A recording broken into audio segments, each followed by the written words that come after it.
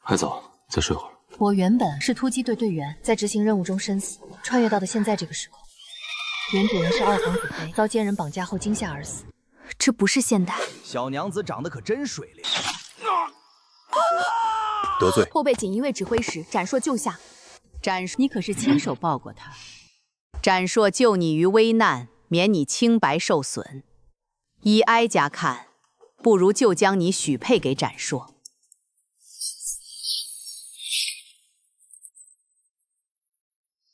银针不变，不代表无事。夫人，这是宜兴太后娘娘的酒。清代取银针，这只鸽子喝了赐酒后死了，请展大人明察。展大人明察，咱家只是奉命送酒，定是有人要害咱家，害太后娘娘清誉。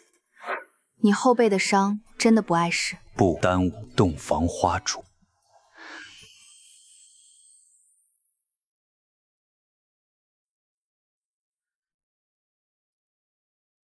这场被算计来的婚事，从这一夜起才真正开始。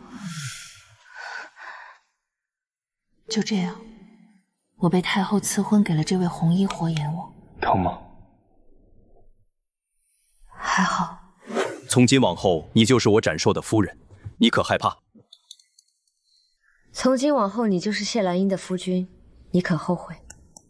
屏风右后侧柜子里是给你准备的衣物，分门别类放好了。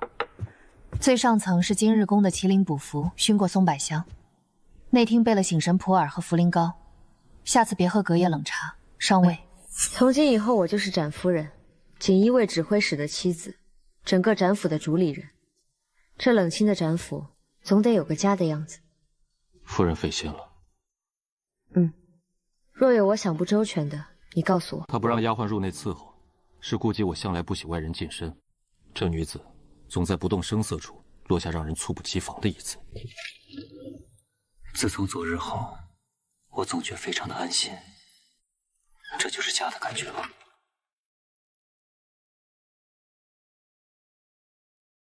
不知你爱吃什么馅儿？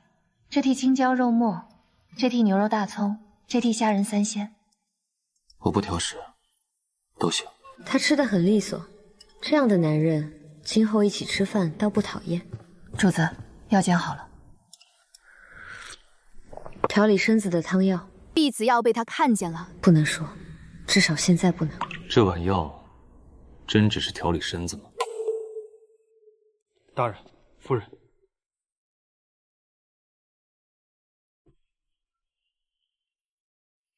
在府里，不必拘这些虚礼。他在给我让步，让所有人都害怕的红衣活绵王，居然主动给我让步。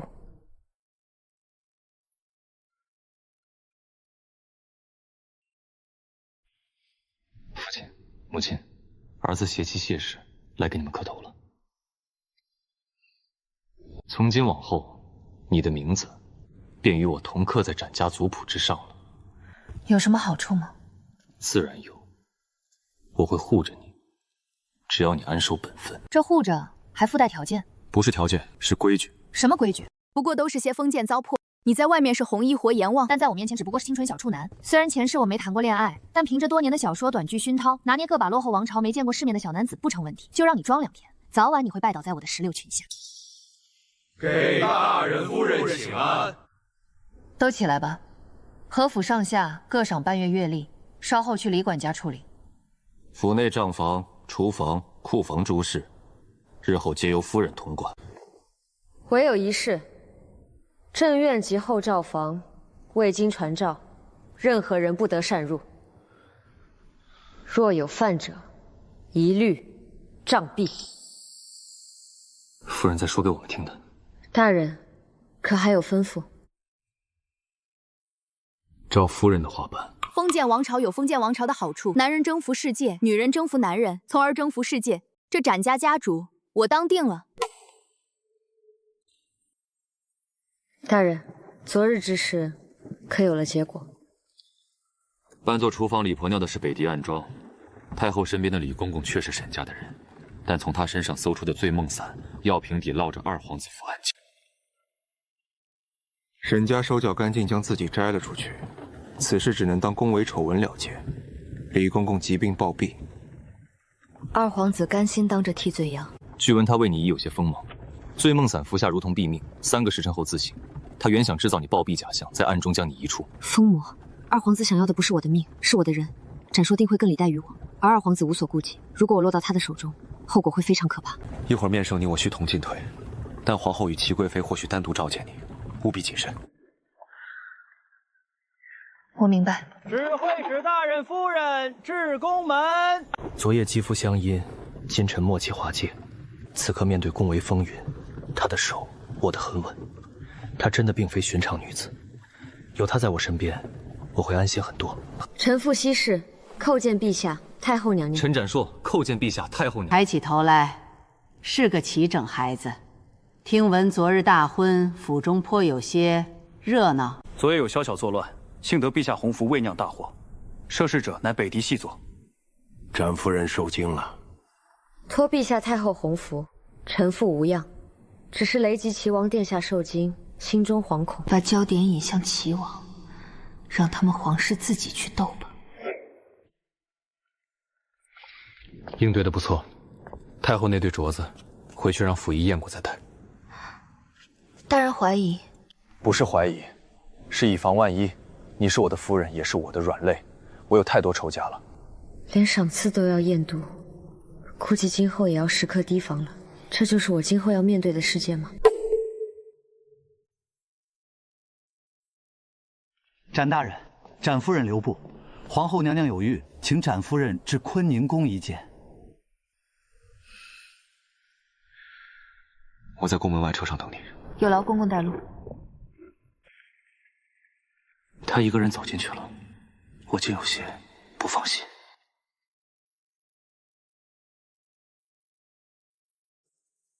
臣夫谢氏叩见皇后娘娘，娘娘千岁。到了礼仪允许的极限了，他故意给我难看，让我久跪不起，我便自己起，看他拿我怎么样。没想到他胆子那么大，他刚被赐婚，我若此时罚他，必定遭人非议。赐座。坊间传闻谢家姑娘因婚事郁结于心，清流首府的掌上明珠这般下嫁，终究是委屈了。这就是近来颇得圣宠的徐昭仪，看来她想借机刁难我，以此向皇后邀功了。娘娘都说了是坊间传闻，自是不实。婚事乃陛下钦定，太后亲赐，天恩浩荡，何来委屈二字？本宫也是心疼你。臣父谢娘娘关怀，只是这心疼二字，臣父实不敢当。用天恩圣意堵回去，让他抓不住错处。我可不是好拿捏的软柿子。臣父年轻识浅，若言语有失当之处，还请皇后娘娘与各位娘娘海涵。只是臣父深知，既蒙天恩，便当时时谨记妇德本分，外间纷扰言语，实不足挂怀，亦不敢以此烦扰圣听。糟糕，这位展夫人不是个能轻易拿捏的软柿子。展夫人明白事意，甚好。徐昭仪，你也是关心则乱，日后说话需更谨慎些。是，臣妾知错。谢明远那个老狐狸养出的孙女果然不简单。展指挥使为国效力多年，你们既已成婚，开枝散叶便是头等大事。臣父自据铭记，为夫君延绵子嗣，确是心中所愿。夫君怜惜臣父年少，知晓民间妇人生育艰险，不忍臣父过早经历，待身子养得结实些，过个1、2年再从容筹谋。先借用展指挥使的名后挡一挡。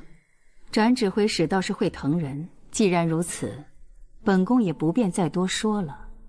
怕你们夫妻和睦，早日添一份喜气。皇后娘娘母仪天下，体恤臣下之心如春风化雨，臣父感念至深。今日娘娘教诲，臣父定当谨记。回府后亦会与夫君好好商讨，以敲早日让娘娘得闻基因，以慰辞怀。老娘还想潇洒，不想那么快怀孕呢。这孩子谁想生谁生去，反正我还没玩够。本宫也有些乏了，都散了吧。后宫第一战，我撑住了。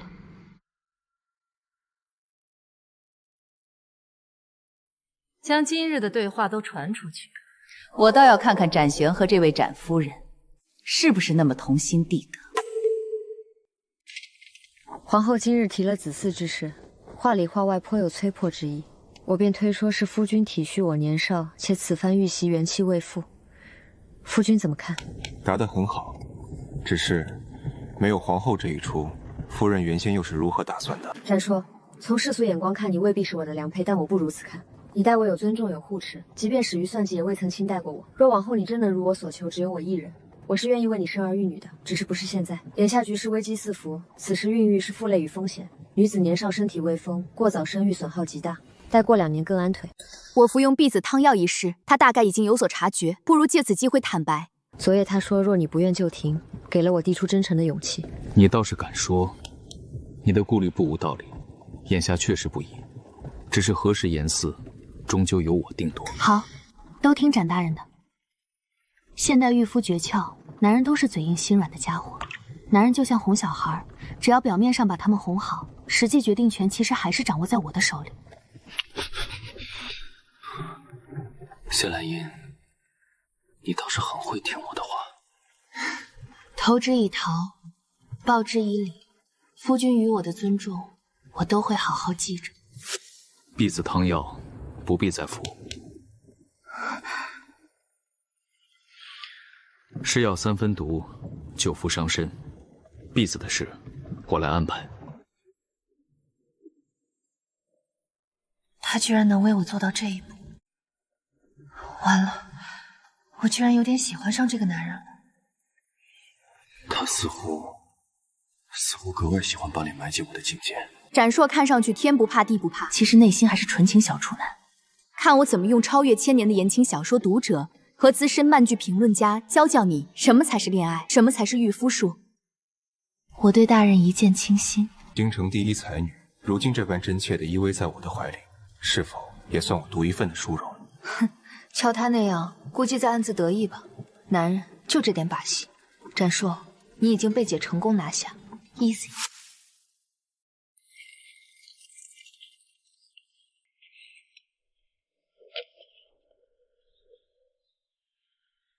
午后可有安排？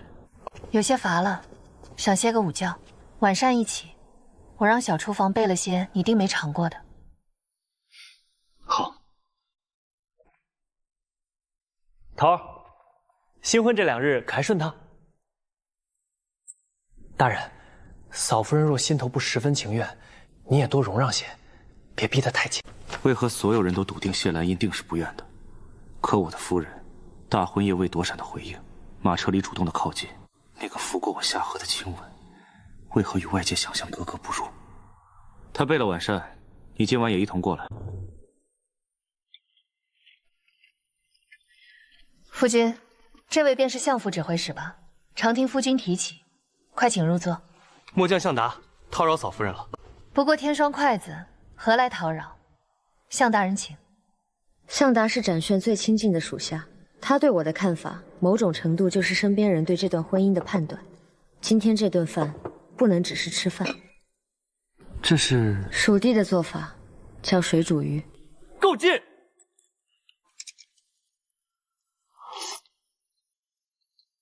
不错，辣得厉害吧？配这个冰镇酸梅汤，一热一冷，一烈一柔，才算相得益彰。这哪里是被迫屈就的模样？嫂夫人分明是在用心经营这段婚姻，看来是我想差了。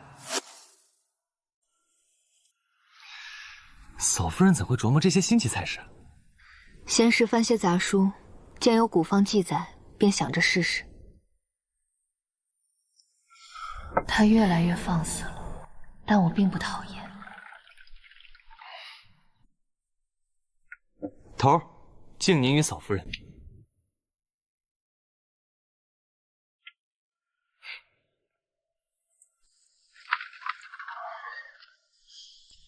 饭菜很好，以后不必如此费心费力了。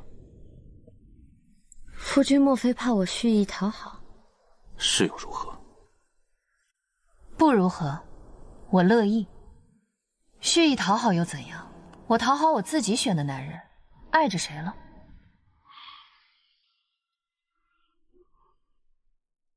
起风了，回房吧。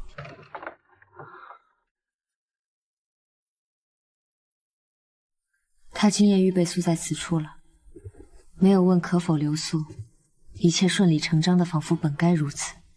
美色当前，果然误人。当惯常冷硬的男人不经意流露出这种姿态，比任何刻意撩拨都致命。夫人，该歇歇了。他没有推开我。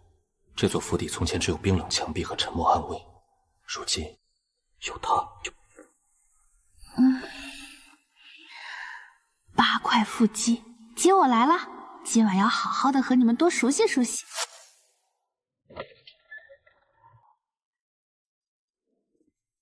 夫人醒了。今日可想出门？想学骑马，我陪你去。展硕，得寸进尺的狗男人，昨日还赞他知情识趣，一夜之间就原形毕露。你再来，1个月不让你进房。好，不闹了，不闹你了。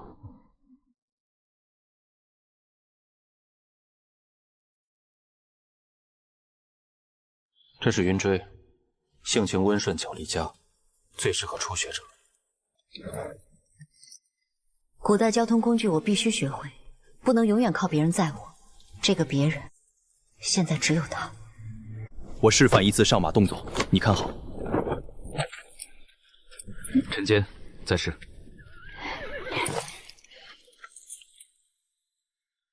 很好。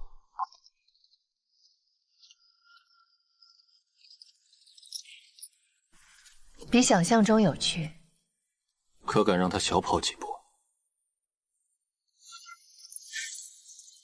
目视前方，腰背放松，随他的节奏起伏。他在教我骑马，可他的手为什么把我抱得这么紧？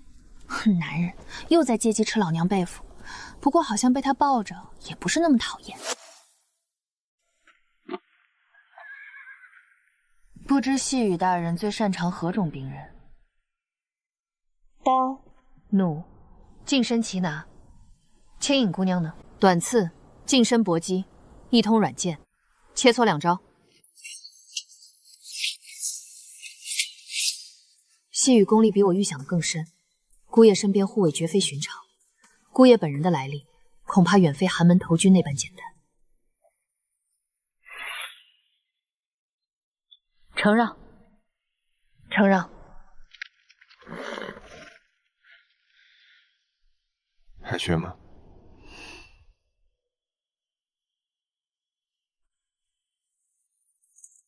看来夫人是学会了，该交学费了。该死，我应该矜持一点的，但他力气好大，为什么我的意识越来越模糊？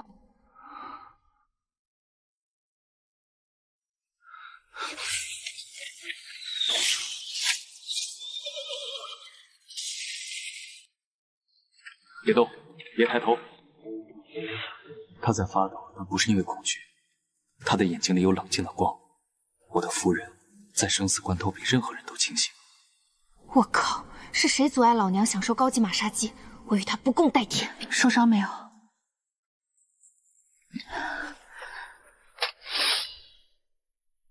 剑上有毒，我们先回去。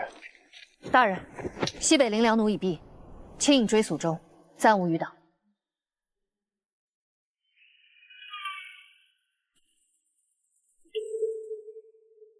可恶！我竟在那一刻完全沉沦，将原本应有的警惕抛在脑后。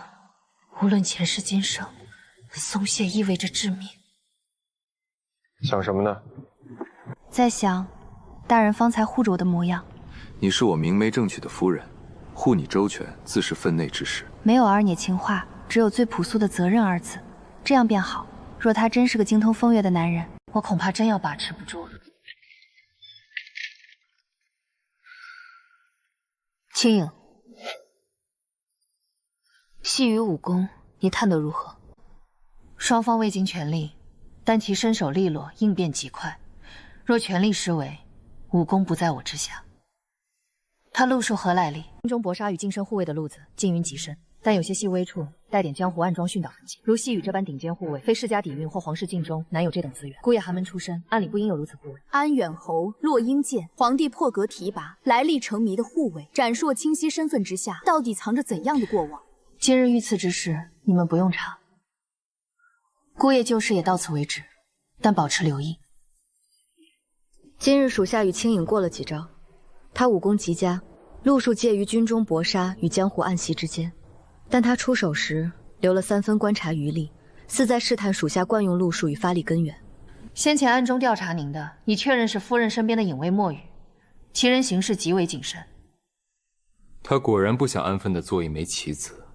既然墨雨想看，往后不必遮掩，给他留些想看的线索。今日那2具尸体查得如何？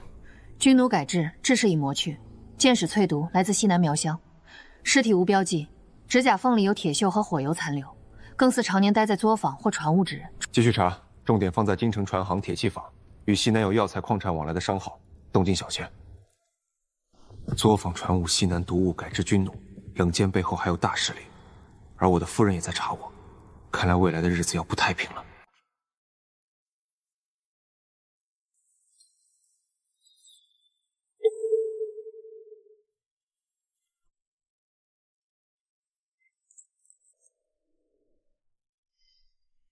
他身边还有一个职业的影卫。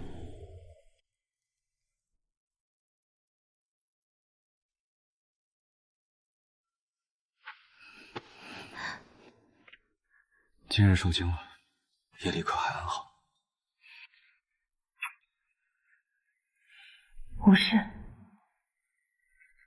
方才进来时，隐在暗处的那道气息，是你的护卫。你说墨雨啊？轻影直白，他职业。我吩咐过，若大人回房，他们便无需在近前守着了。有夫君在身边，自是安全的，何必让他们守着平天拘束？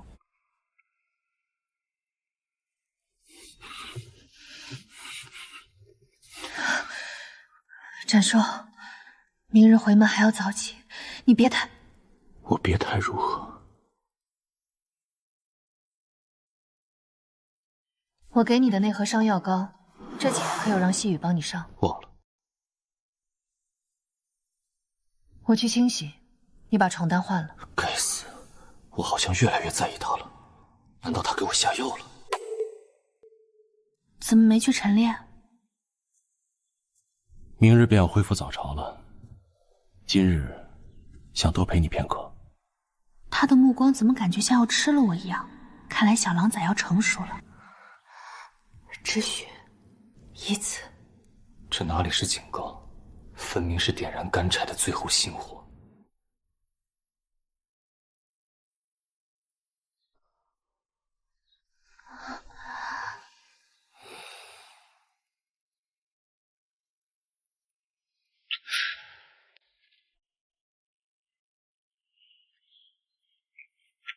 拜见姑爷。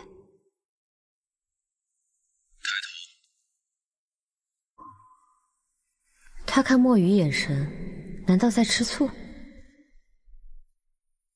祖父当初说，这2个模样生得忒好了些，寻常门户怕是镇不住，反倒惹眼。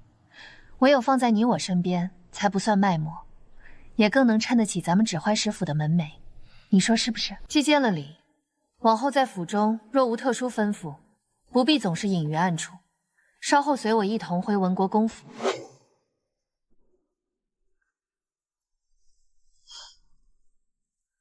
夫人今日甚美。夫君今日也英伟得很。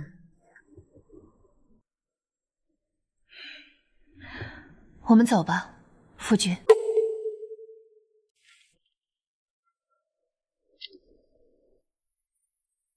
有劳夫君。贤婿快请。他从未让我在颜面上失望，3车沉甸甸的礼物，已是最好的答案。起来吧，既已成家，日后当时时互敬互爱，同心同德。满堂审视目光，他坦然立于身侧。这女人，远比在场任何人都要清醒。硕哥儿执掌北司，真年少有为。我们读圣贤书的，反不如硕哥儿这般雷厉风行，更能得圣心。唐叔此言，恕侄媳不敢苟同。夫君蒙圣上信重，凭的是忠肝义胆于一身本事，何须与只知胎谈人数之人相较？治国之道，宽猛相济。对渡国害民之辈讲仁术，岂非纵恶？若读了一肚子书，只学会在自家宴席上对为国事奔波的亲人阴阳怪气，暗戳戳贬损，这书怕是读到狗肚子里去了。堂叔，您说是不是这个理？你。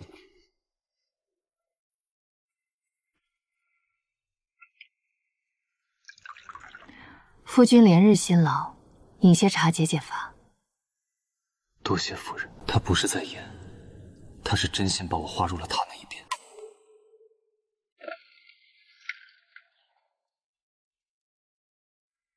贤婿，坐。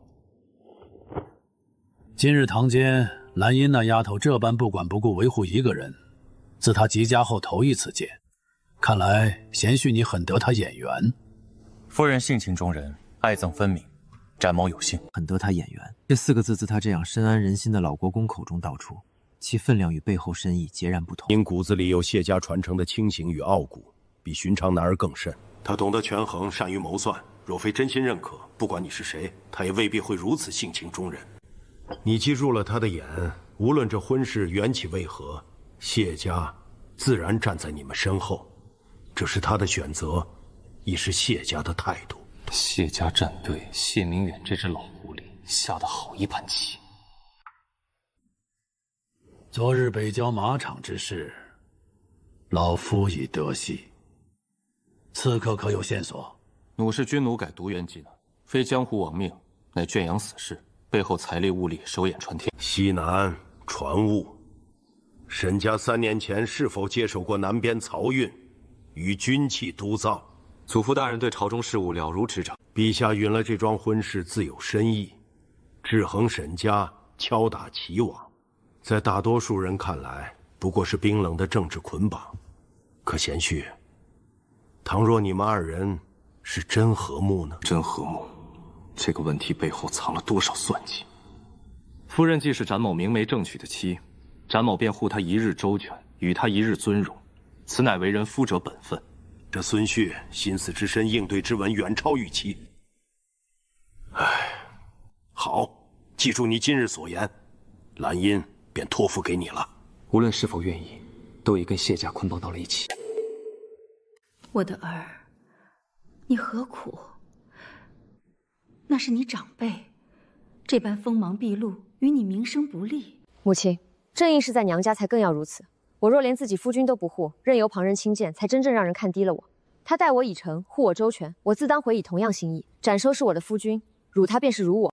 谢家的女儿可以温婉，但绝不能软弱可欺。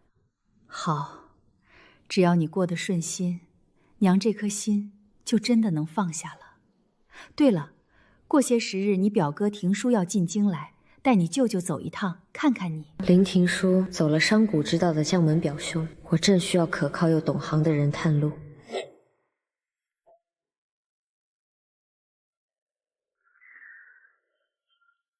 祖父今日与你说了什么？没什么，不过是嘱我务必护你周全，莫让你受委屈。今日多谢娘子为我解围。夫君护我，我护夫君，这不是再正常不过的事吗？夫人难道不担心牢牢绑在为夫这条船上，再难独善其身？从圣旨下达那日起，我便已在夫君这条船上了。船若安好，我便安好；船若有坏，我能独善其身吗？记住你今天说的话。那一刻，我才意识到，其实内心里我是想要在这条船上与他一起经历风雨。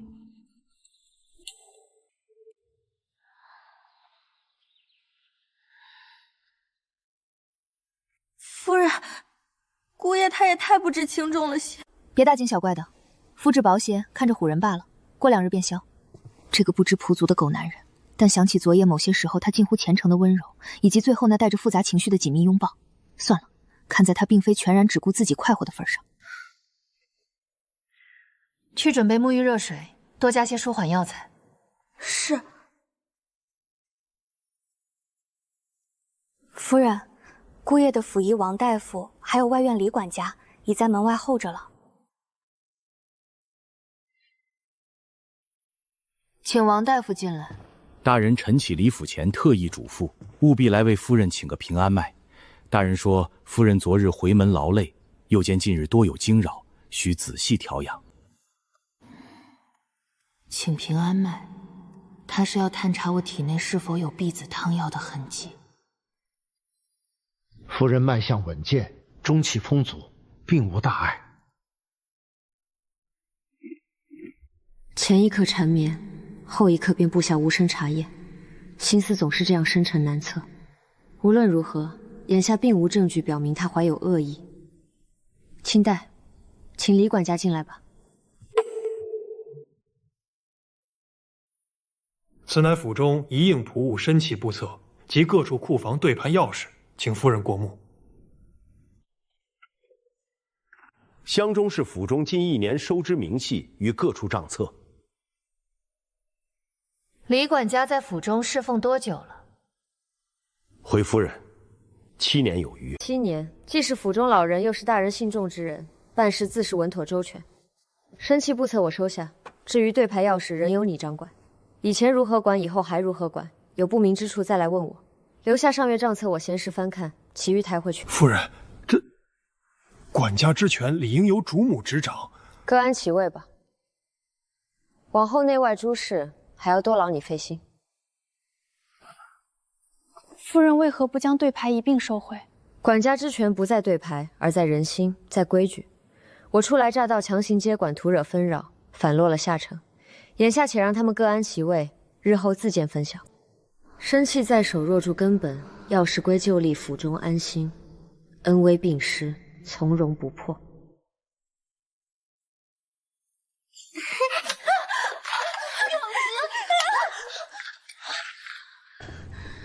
没有他清冽的青草气息，没有他那双时而清冷时而狡黠的眼眸，没有他看过来时心头泛起的微妙涟漪。这具身体温软美丽，却激不起我半分欲愿。不必了，从哪里寻来的原封不动送回去，银钱加倍封住口。实验有了结果，能轻易扰动我欲念的，从头到尾似乎就只有那么一个人。如何？夫人脉象平稳有力，并无服用避子汤药后常见的气血凝积之象，亦无中蛊或药物长期操控之兆。世间蛊毒千奇百怪，是否有隐蔽之机，连你也无法察觉的？凡蛊毒入体，终究要作用于气血经络，脉象必有迹可循。老夫为夫人诊脉，寸关尺反复推寻，周身气血纯净和畅，绝无外邪内侵之症。此点老朽可以性命担保。无避子汤痕迹，也无蛊毒迹象。身体如此诚实，些许如此动荡，却非外力所致，那就更危险了。你怎么看？夫人此举高明，身器在手，握住根本，钥匙归旧吏，府中安心。留账册而观后效，恩威并施，从容不迫。既已交与夫人，内宅事务以夫人之意为先。若问起账目旧吏，你只答有些开销关联公务不便载于内宅明细。若夫人有疑虑，让她直接来问我。和风细雨的渗透与掌控，懂得用人，懂得平衡，更懂得握住核心的同时释放足够空间。这份政治智慧远超寻常闺阁女子。谢兰英果然没让我失望。何时开始回正房已不需要思考。经过昨夜之后，她会是什么反应？羞恼、委屈、平静接纳？这种预测不到的感觉极为罕见，但在不确定的深处，竟悄然滋生出一丝隐隐的期待。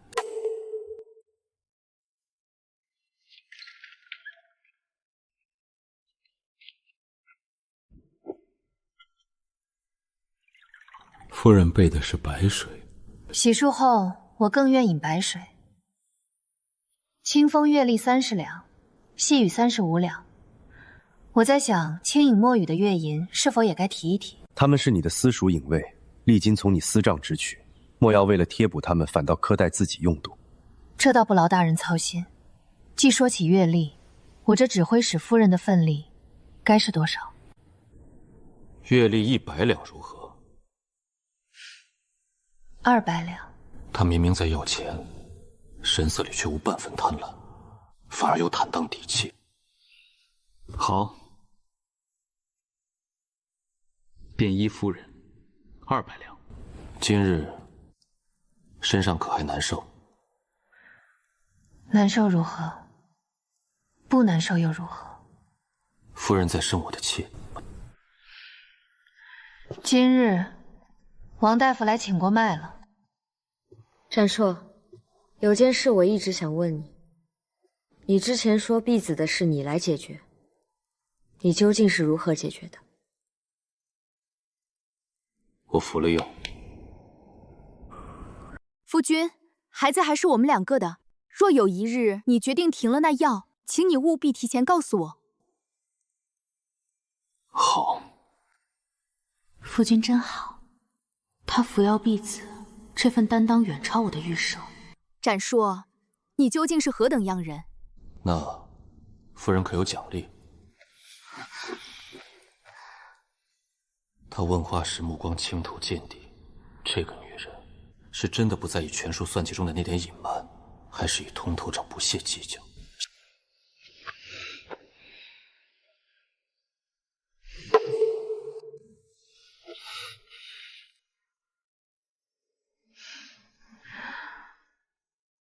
大人，我来癸水了。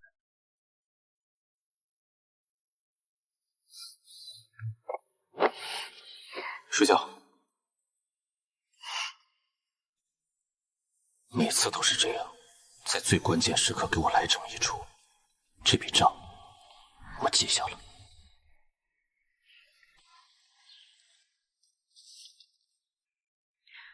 这是我拟的新式记账法子，将上月明细依此格式重新刺入。日常开支单价变动超过2文，需即刻告知我缘由并标注。是夫人，老奴即刻去办。2文钱看似微小，却可能是市场变动或下人做手脚的端倪。我要的是对细节的绝对掌控。青颖，你们的轻功我能不能学？轻功得从小打根基，您如今年纪不合适了，硬练容易伤着。主子想强身，属下教些柔和的法子。那能练什么？马步、弓步、劈腿、折返跑、梅花桩、躲闪。我要的不仅是保命身手，更是一副扛得住风雨的筋骨。未来的路，我不会只靠男人的庇护走过。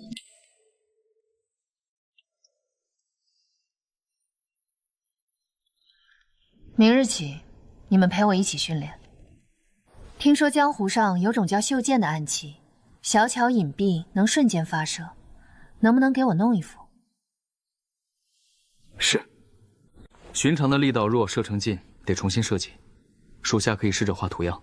要求3点：容易上手，藏得住，关键时一击奏效。材料用最好的，别怕花钱。工匠的事儿我来想办法。我不求变高手，只求手里多一张牌。我的命不能全指望别人护着。属下明白。白芷，取我家装单子来。青颖，替我寻些书，各地地理游记还有市井画本子也捎带几本。靠山山会倒，靠人人会跑。只有自己真正强大，才能握住主动权。第一步知摸清加点，了解事情。第2步注身体训练系统化，保命手段不能只有一件。第3步立拥有离了名头依然能让自己立足的东西。这是夫人你的？按账流水部分，从这个月起也照这个思路重新理一遍，只套用其形，内容按老规矩加密。是。他的方法降维，这才是真正的价值，不是靠威风涨价，而是靠方法论涨价。夫人上午看账册制表格，午后去了后账房，命青颖寻了些书，地理志，也夹带了几条市井画本子。地理志、画本子，一个关乎天下格局，一个暗藏市井人心。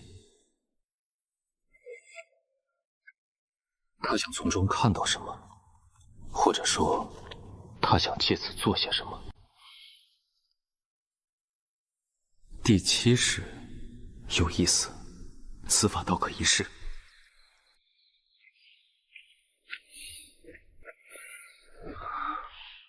今日怎么写的这般糙？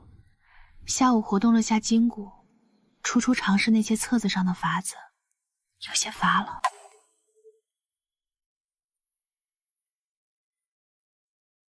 你亲手绘的，埋没了个将才，去领5两赏银。小姐，方才姑爷往东北角那处院子去了。你如何知晓？属下远远跟了一程，属下看见姑爷步速比平日慢了3分，且数次停顿，似有踌躇，唯恐府中潜藏变故，危及小姐安危，便斗胆跟了一段路。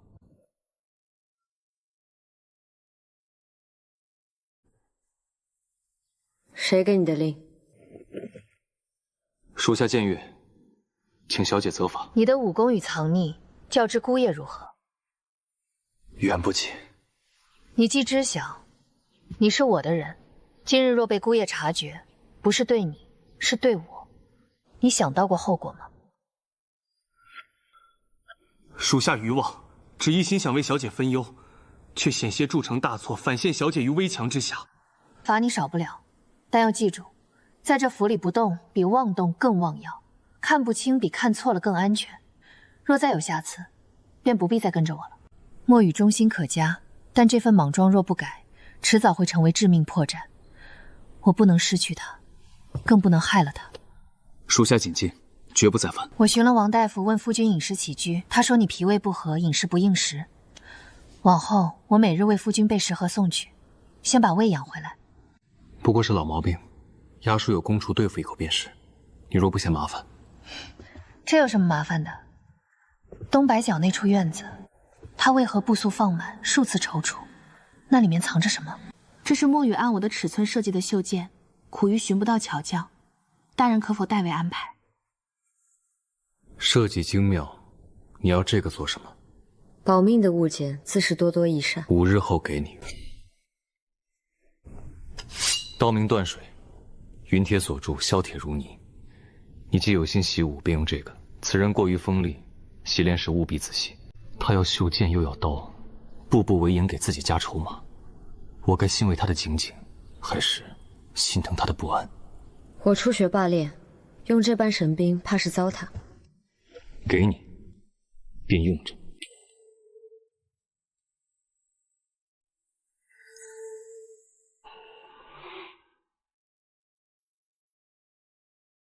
只是觉得此刻当如此。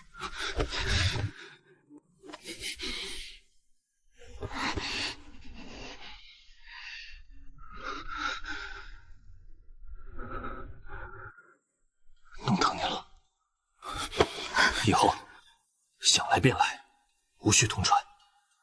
这扇门从未对任何人打开过，而他甚至没有敲门就闯了进来。只是见他去了一次东北角的院子，为什么回来后他的神色变得如此忐忑不安？他浑身都在发抖。这个人白天是不可撼动的锦衣卫指挥使，此刻却脆弱得像一片将碎的冰。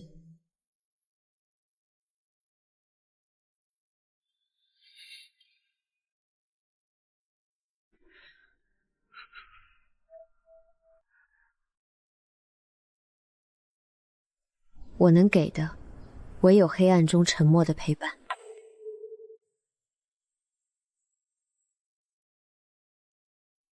傻。饿了吗？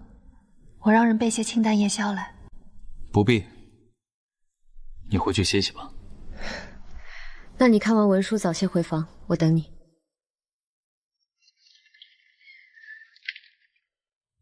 大人歇下了，若无急事，莫要扰他清静。属下明白，夫人。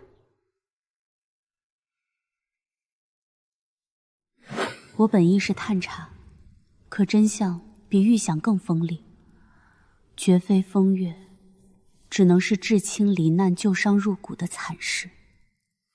我利用了他猝不及防的崩溃。当一个习惯掌控一切的男人，独独在你面前流露脆弱时，那感觉危险而诱人，像在深渊边缘瞥见颤抖的花，让人忍不住想伸手，想暖它。谢兰英，你爱上他了吗？在这步步惊心的棋局里，若先一步压上真心，你不害怕吗？鄂伯，陪我一起用血。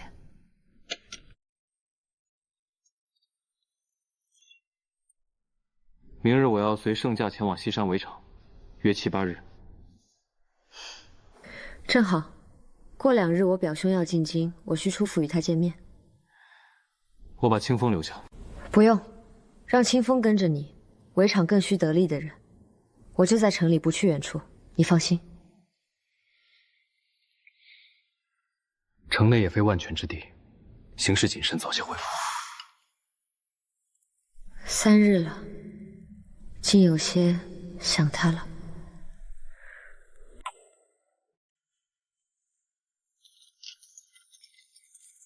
往日大人从内处院落出来，周身气息总沉郁数日，可今日少了一分沉重，多了一丝松快。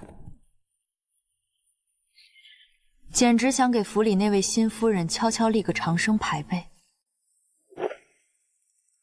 朕听说你与新婚夫人相处的颇为融洽。承蒙天风赐婚，谢氏温馨之礼，与臣恪守本分，互为敬重。你也算成了家立了业，既已成家，子嗣之事也该上心了。早些开枝散叶，方能家宅稳固。展硕，你是我最为倚重的近臣，这婚姻既是朕所赐，自盼你二人和美。不过，若那谢氏女不识大铁，不堪为良配，你不必委屈自己。届时禀明于朕，朕再为你择选贤淑女子赐为侍妾。内宅之事，臣自会妥善处置，不敢以此烦扰圣听。赐侍妾，他若知道了，大概会笑着回一句：“那大人可得先问问我答不答应。”这女人绝不会容忍这种事。此番围猎未携新夫人同来，倒显得皇家不近人情了。围场之事，关欢圣驾安危，臣不敢分心。内子亦深明此理。待回京后，可让内启与尊夫人多走动走动。大皇子主动示好，这围场的局只是开始。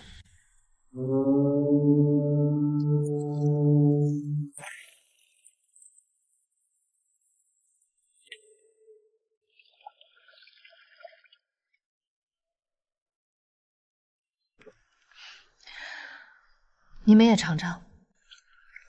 小姐，这酒竟如此霸道刚烈。此番能成，莫与寻来的陶器与冷凝馆改良，功不可没。去领无粮赏银。若我开设一处隐秘酒夫，你们二人谁可担此管理之责？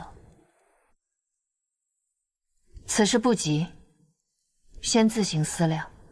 高度酒已成，酒坊只差一个可靠的人来管。轻饮性子直，莫与心思活，谁能担此重任？许久不见，莱茵表妹已是风华耀目，叫人不敢认了。表兄风采更胜往昔。这是父亲请隐退匠人专门为你打的，30步内可穿宝甲。父亲说，有个倚仗心里踏实。舅舅他竟如此懂我。珠翠悦目终是外物，唯有自身掌中可依仗之力，才是立身处世永不褪色的底气。听闻表兄行走南北，经营颇广，不知主要涉足哪些行当？无非是些南货北贩、北物南游的俗艺，见些风土，赚些辛苦钱罢了。表兄手中商路颇广吧？商贾之道，利权之衡，这位表妹的志向绝不止于后宅。有趣。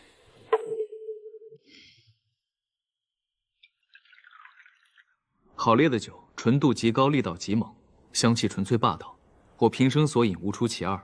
此品之论，50两一坛，识货之人未必嫌贵。若是限量供应，每月只出数坛，只在特定渠道流通呢？表妹竟深谙奇货可居之道，若运作得当，捧为鲜酿100两一坛，确有可能。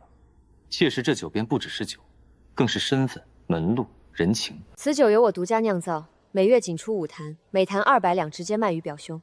此价只收2年，期满我将完整酿造秘方分文不取赠与表兄。方子赠出后，我只从总利润抽2成。先高价锁定独家和暴利，再赠秘方换长期分成，一环扣一环，将短期收益与长期利益捆绑得无比精妙，这绝非深闺女子能想出的框架。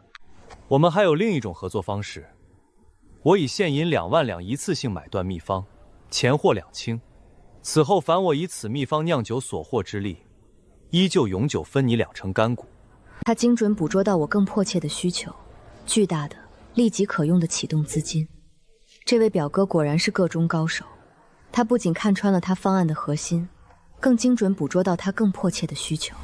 此事关乎重大，容我仔细思量，在表兄离京之前，必给答复。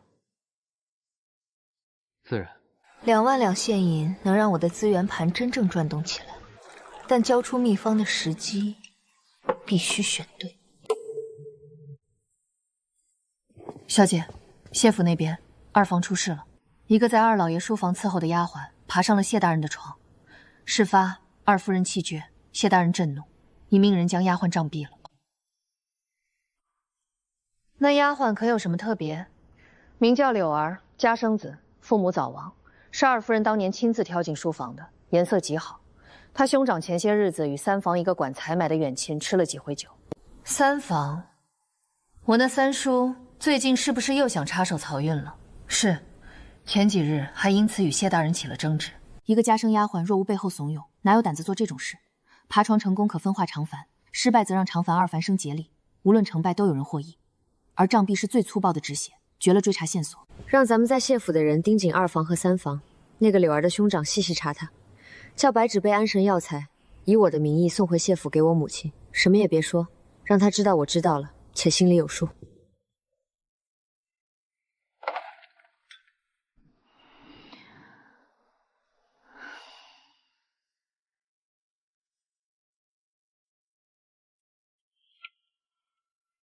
受人如此厚恩，理当回报。3日了，竟有些想他了。这念头让我自己都微微一怔。墨雨，今日与表兄所谈的2种方式，你怎么看？依属下浅见，林公子的法子更惊人，2万两现银即刻入手，日后还有2成利润可期，似乎对小姐更为有利。为何还要考虑？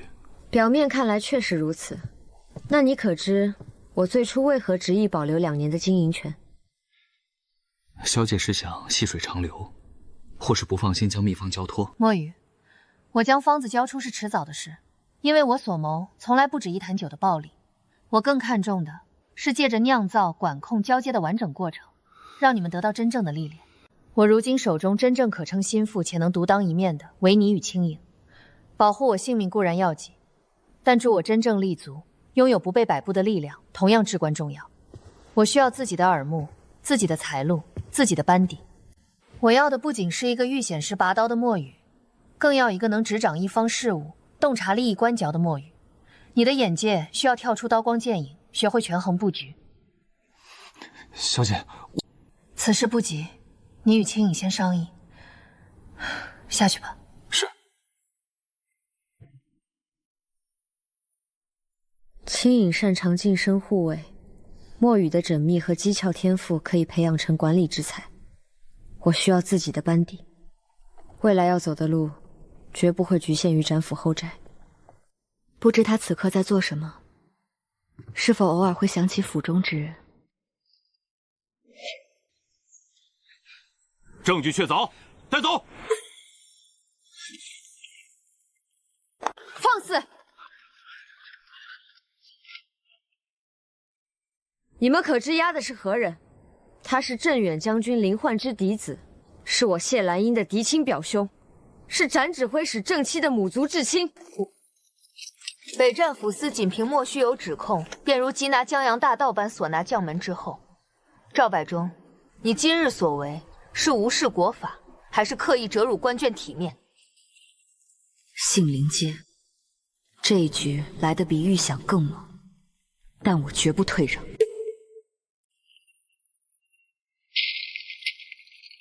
林廷书，北镇抚司奉命拿人出来。凭何拿人？我犯了哪条王法？少废话，有冤去赵狱里喊，带走。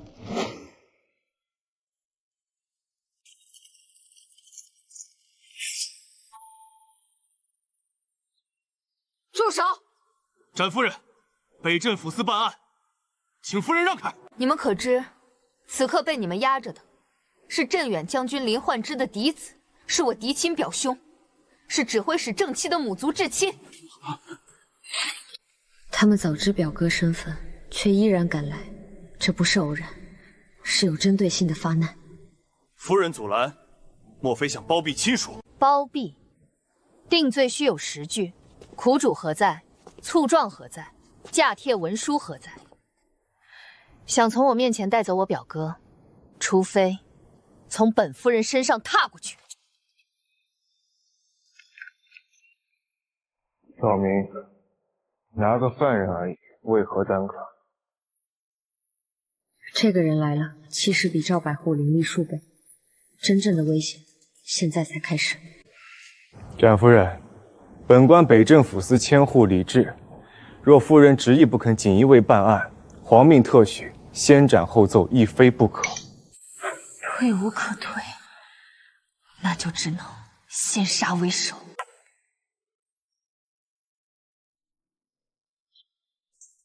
李千户大人，好大的官威！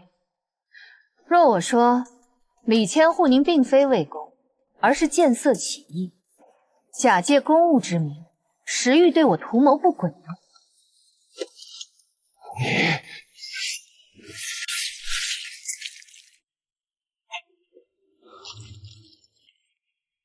退无可退，先杀为首。一招制敌，他没有防备一个弱女子会暴起突袭，这就是我唯一的胜算。动手！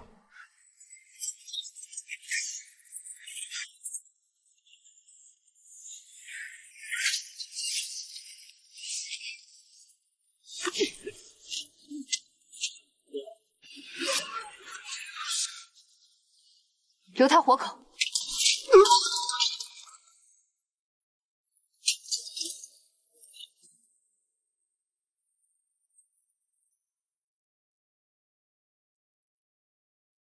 接下来，该收拾残局了。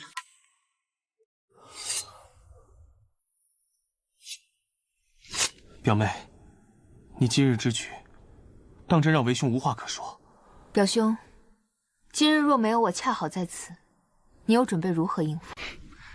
制造混乱，由我的人伺机带我脱身，绝不会让自己落入诏狱。他留了底牌，但不算撒谎，善后才是关键。青颖，立刻去谢府面见祖父，原原本本禀告此事，然后去顺天府击鼓报官。报官？该如何说？就说李千户假借公务之名闯入私宅，见色起意，欲对我行禽兽之举。我为求自保，不得已出手反抗。先报官，抢占话语权，让他死后的名声也替我挡灾。李治，你自找的。墨雨，速去西山围场面见姑爷。重点告诉他，李治已死于我手，现场已按意图不轨反遭击杀布置，留有活口。告诉姑爷，我无事，让他不必急着回来，围场为重，但京城这滩水一搅浑，让他心里有数。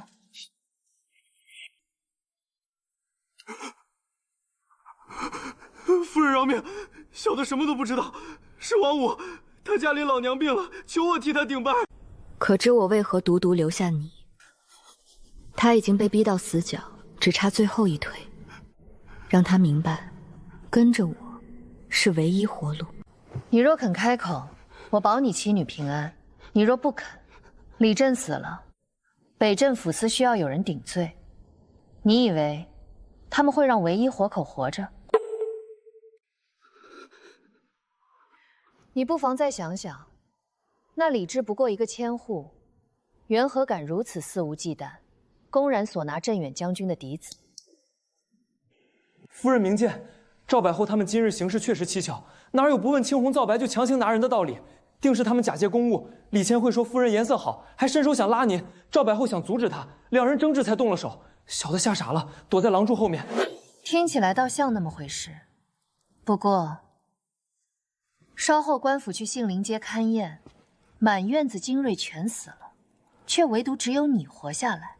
成了唯一活口证人。夫人救命！小人赵顺家住城西露水胡同，家里还有妻子和3岁丫头，小人愿为夫人效死，只求保我妻女平安。口说无凭，我要的是一个足够聪明，知道什么该说，什么不该说的证人。你能做到吗？能，一定按夫人的吩咐说，绝不多嘴。记住你今天的话，李管家。老奴在。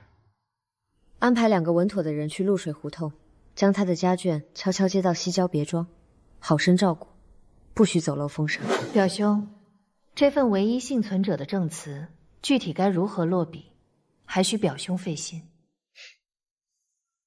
有劳表妹安排了。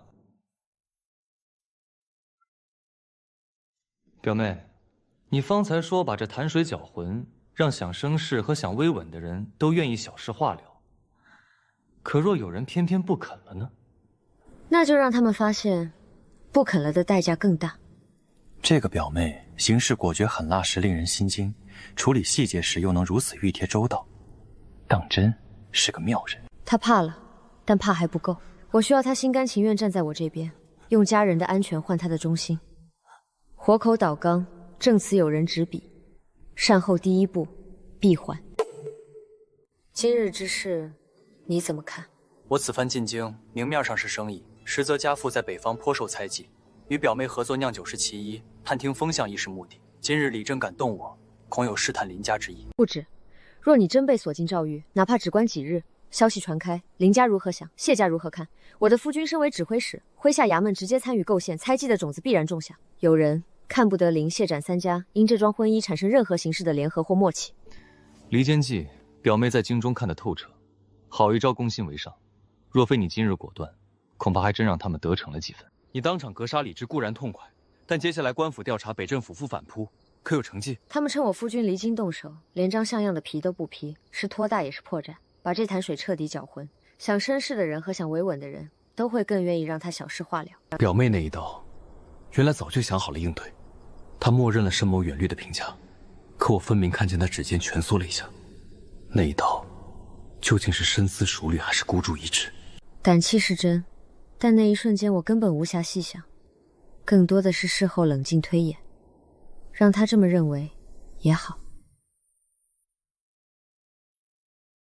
老爷已得悉全部情由，说再按小姐谋划走，可行。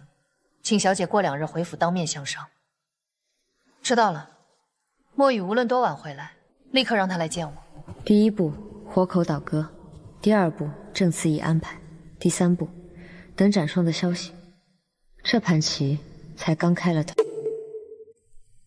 那展指挥使那边，你今日杀了北镇抚司一个千户，他身为锦衣卫之首，恐怕颇为为难。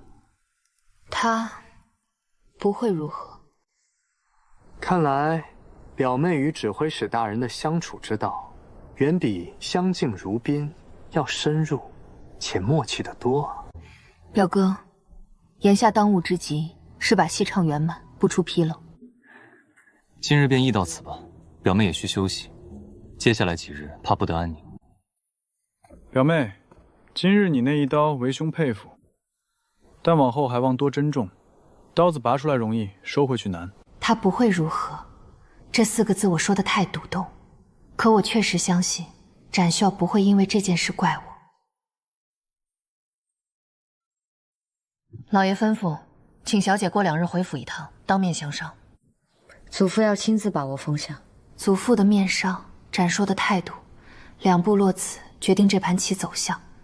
我只需要等。墨雨那边无论多晚回来，立刻让他来见我。是。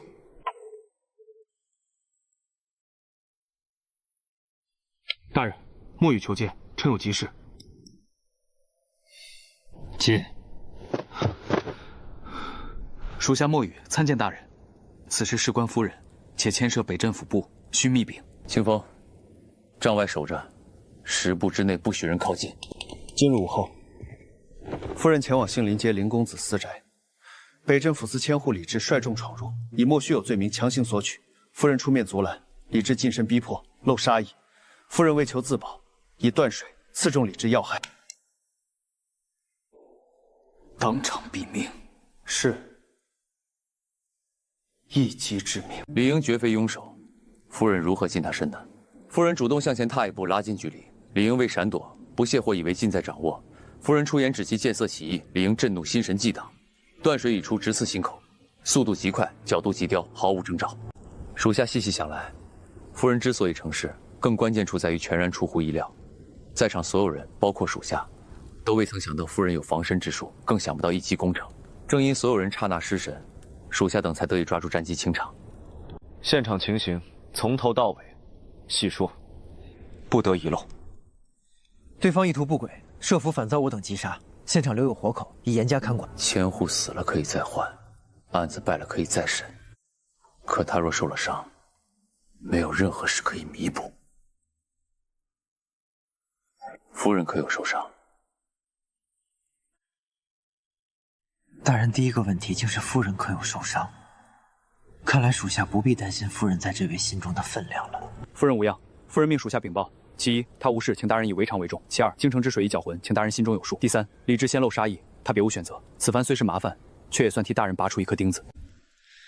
清风，带一队人连夜回京，城外隐秘处驻扎，动用暗线监控此案动向，尤其北镇府门内部与沈家二皇子府。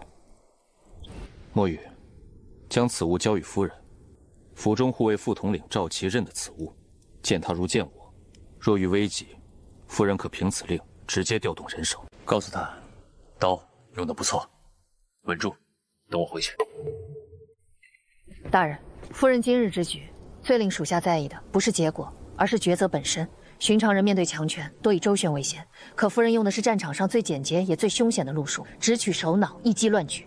这需要近乎本能的杀戮决断，所以他不仅想到了要杀，更知道如何杀。杀完之后，还知道如何收拾，甚至反手利用。一个深闺女子通晓此道，心思深沉。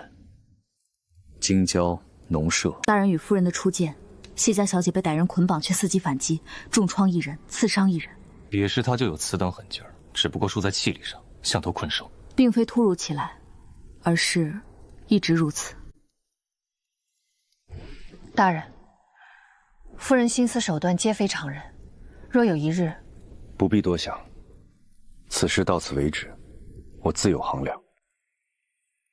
大人的自有衡量，究竟是衡量局势，还是衡量夫人？小姐，属下复命。大人吩咐，京中书事依您原计进行，务必谨慎，深居简出，守住府邸便是头功。大人还说，刀用得不错，稳住，等我回去。他可曾说何时能回？属下疏忽，未曾问及。罢了，辛苦了，下去歇着。刀用得不错，夸我杀伐果断，对我格杀理智，他似乎没有怒意，没有埋怨。稳住，等我回去，是安心还是告诫？臣斩硕请罪。今日午后，北镇抚司的千户李治擅离职守，强闯镇远将军嫡子私宅。陈七恰在场中，上前劝阻，李镇竟假借公务，见色起意，欲对陈七行不轨之举。陈七为求质保，护卫失守反制，李镇意外身亡。陈七已即刻报案，静候官府监验。李治行此禽兽之事，辱及陈家，更损陛下赐婚体面。臣御下不言，请陛下重重治罪。谢氏受惊了，皇家赐婚的体面确须维护。李云罪证若实，处夺官爵，昭告其罪，准你所奏。臣恳请陛下借此为清查北镇抚司击毙开一个堂堂正正的口子，臣愿戴罪立功。黄德海，传朕口谕，杏林街一案着顺天府主审，刑部大理寺协理三司会审，你今夜亲自回京传旨。臣领旨谢恩。谢家这个女儿，倒真是出人意料。陛下这句出人意料，不知是赞赏还是忌惮。这位展夫人的胆色，怕是比她夫君更让人头疼。十拿九稳，稳到折了一个千户，稳到三司会审，稳到满城风雨，那谢氏定然有鬼，这是蓄意灭口。李治死了，死无对证，活下来的是谢兰英、还有被他控制的赵顺，证据、人证、情理，眼下全都倒向那边，当务之急是止损。明琛说的不错，李治只能是他自己立令寻婚，个人所为，所有线头立刻彻底斩断。父亲说别无选择，可我总觉得这条路走下去，沈家会付出比预想更大的代价。谢家这个女儿亲手格杀千户，事后还能不举将一举，展硕娶了她如虎添翼。宫里是否要递个话？太后那道懿旨，意思已经再明白不过。他敲打我们莫要做得太大。如今事情办成这样，非但得不到回护，反而让他觉得我们贪心不足。你祖父那边也不必去了，他只会让我们更安分。沈家的以后要靠我们自己来争。儿子明白了。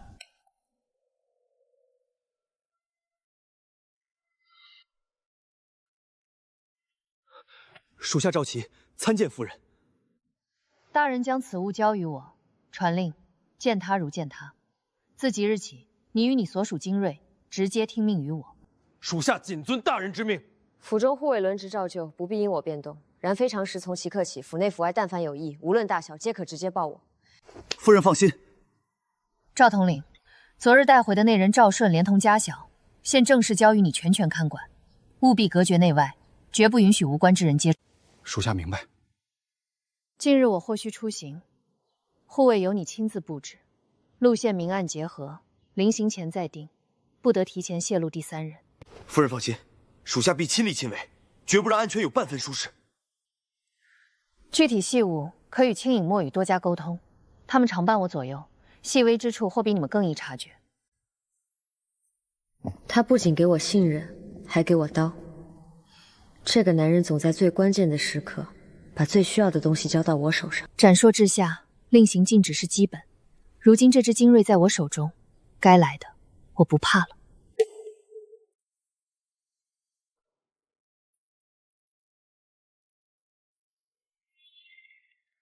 带涉案人等上堂。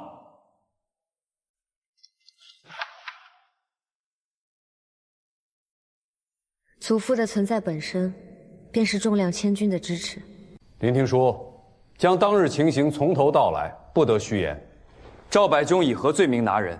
我表妹如何质疑程序？李治闯入后言语轻佻，步步紧逼，最后冲突爆发。除了你与展夫人，还有何人可证？这位赵力士，以及李治其余随众，可惜，其余诸位已在混乱中身亡。赵顺，你是当日现场唯一生传者，将所见所闻从实招来。大人明鉴，那日李千户就是起了淫心，他冲上去要对夫人动手动脚，混乱中刀剑无眼，李千户自己撞上了刀刃，小人被砍晕，侥幸活命，句句属实。展夫人，你可有话说？妾身所言与表兄及赵力士所书一致，李治违规煽动在先，逼迫在先，妾身为求自保，别无选择。祖父坐在那里，就像一座沉默的山，有他在，我站得再直也不怕。此女果真不愧是谢明远亲手调教的孙女。第一关证词闭合，但真正的考验还没来。二皇子道：“这么热闹的场面，怎也不知会本王一声。儿臣不会退婚。你是不舍谢兰英，还是不舍谢家？都有。儿臣若连自己想要的女人都护不住，谈何争天下？争天下，最忌让皇上看出你太想要。兰英只能是孤的，展硕算什么东西？他也配？他本该是孤的。我不会伤害兰英，但是如果谢兰英嫁给了展硕，而太子又把展硕收入麾下了，怎么办？是他们逼孤的。沈家失了大皇子妃之位，总要有人把太后的局搅乱。王一昌，他们怎么敢？洞房成了，那就让他做不成安稳的展夫人。赵顺，这个你可认识？这是我妻子做的荷包，为什么会在你手上？我妻子人呢？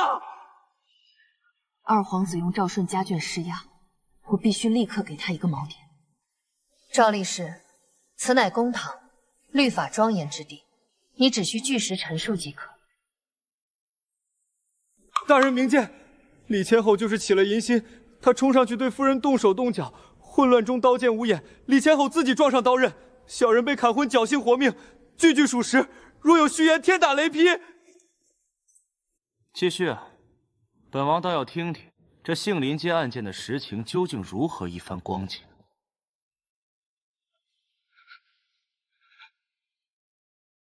他用赵顺家眷威胁，若赵顺此刻反口，所有布局都将功亏一篑。你声称李治欲行不轨，可有实证？现场10多名精锐殒命，唯剩你一人，其言可尽信？三位大人，李治纵然有错，亦是朝廷命官，岂能凭一面之词坐实罪名？焉知不是有人联手做局，戕害执法人员？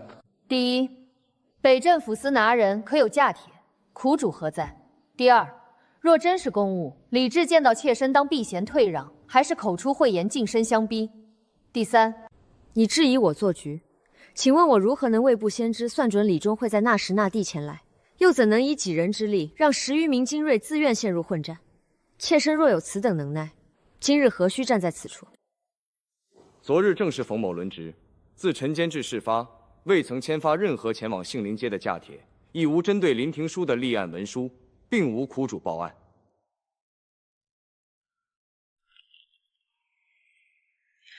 这位素无高级的千户竟主动提供背书，仅因为内部风向已然生变。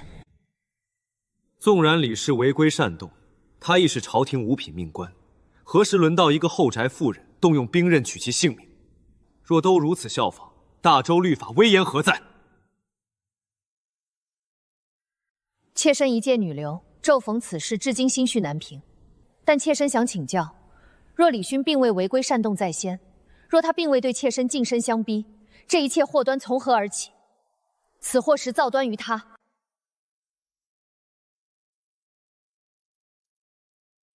李治的死是咎由自取，可二皇子非要将此案引向覆杀关的困局，这一步比我想象的更狠。证词赢了，不等于法理赢了，这一关才是真正的杀招。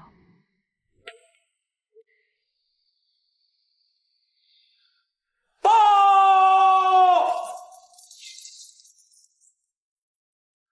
大人，小的要告发赵白领和李千户密谋害人。前日夜里，小的偶然听到他们说话，李千户说有人出了大价钱，要林公子有命进去，没命回去。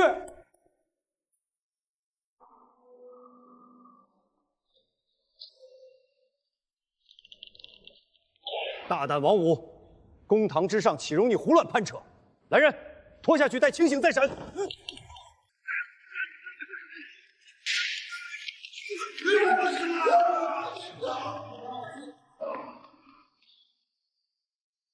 各方正于关键一节，李治无公文无挨到，擅率部众强闯私宅，严刑挑衅，引发致命冲突，相互印证，并无合策。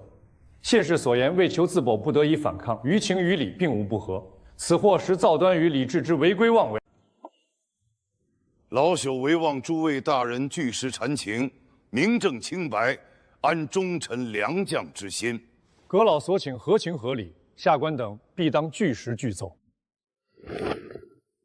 王五一开口，此案性质便全然不同了。斩硕这一步险棋，将杏林街血案变成了忠良之后被构陷的大案，圣心自然倾斜。斩硕远在围场还能布下这一招，他究竟还藏了多少底牌？斩硕这一手王五走得险也准，他在西山围场却仍能替我解围。今日堂上那王五是你安排，还是斩硕的手笔？孙女并不知情。斩硕这一步走得险也准，王五一开口便将此案从冲突误杀拔高到设局陷害忠良之后。你这位夫君对圣心的揣调已是炉火纯青。兰因，斩硕心思深沉如海，若他日你们利益相废，你待如何？须得时时清醒，心中有数。世间诸事，历来则聚，历尽则散。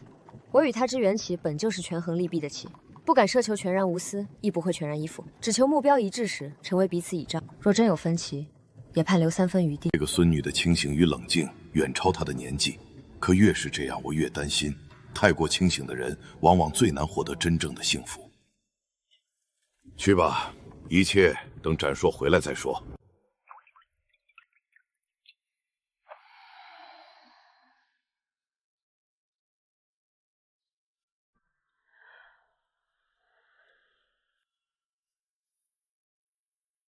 醒了，回来了，怎么不叫醒我？看你睡得沉。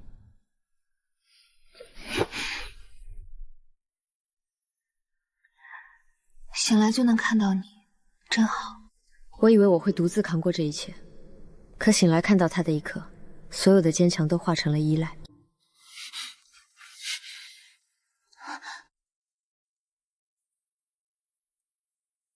想我了？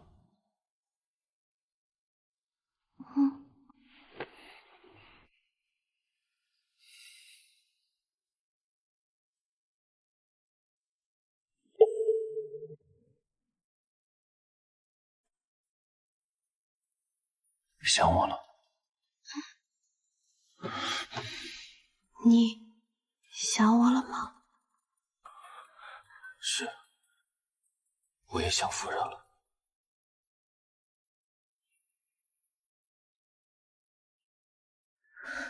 展硕，表哥还在府中，我们一起用晚膳吧，一为接风洗尘，二来庆祝出战告捷。好，依你。夫君。这是我表兄林廷书，表兄，这便是展硕。妹夫，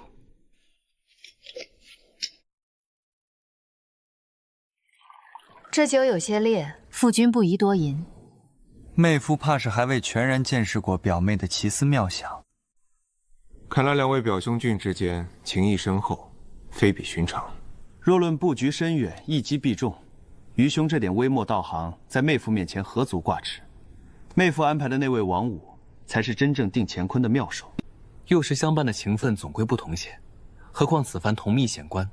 他吃醋了，在晚膳上，这可有意思。他看表哥时眼底的亲近与信赖，与看自己时截然不同，这种感觉很不好。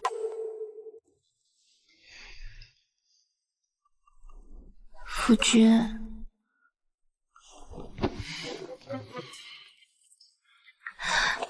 你别挡着我呀，我还要跟表公说话呢。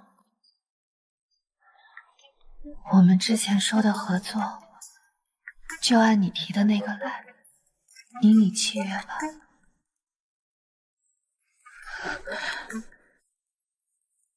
展硕，我头晕。表兄见谅，兰因不胜酒力，我先送她回房。自是表妹玉体为重。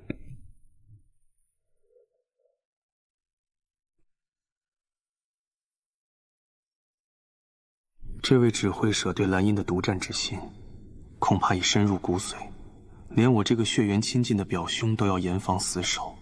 他在醉意中还惦记着与表兄谈合作，可此刻他靠在我怀里，才是我最想要的。谁都不许看他这副模样，只属于我。妹夫啊，妹夫，你可别让表妹失望。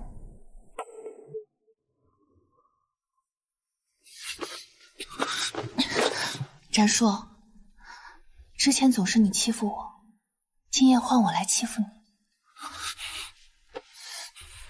你这身材真好，我喜欢。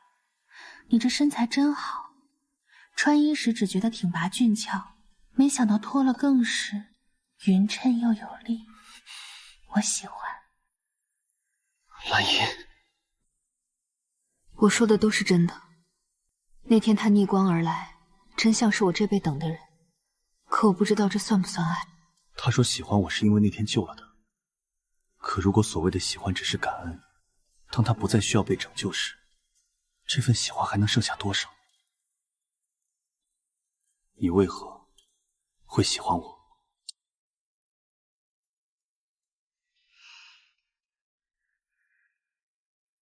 因为那天在郊外农舍，我以为自己快要死了的时候，你来了。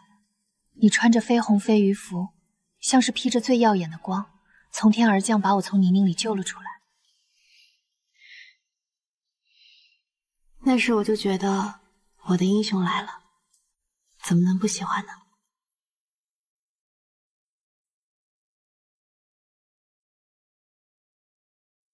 婚前那句一见倾心，竟是指那个混乱血腥的时刻。不对，卷宗上写的清楚，此婚前他心中属意的是康郡王轩辕穆青。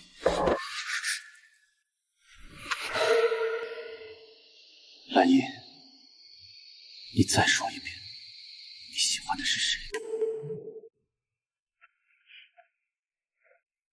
这下看你还怎么乱动。蓝衣，告诉我，你喜欢的是谁？当然是我的亲亲夫君啊！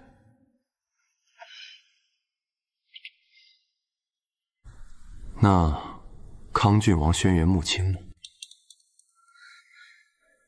轩辕穆青，他是谁啊？夫君，你在说什么呢？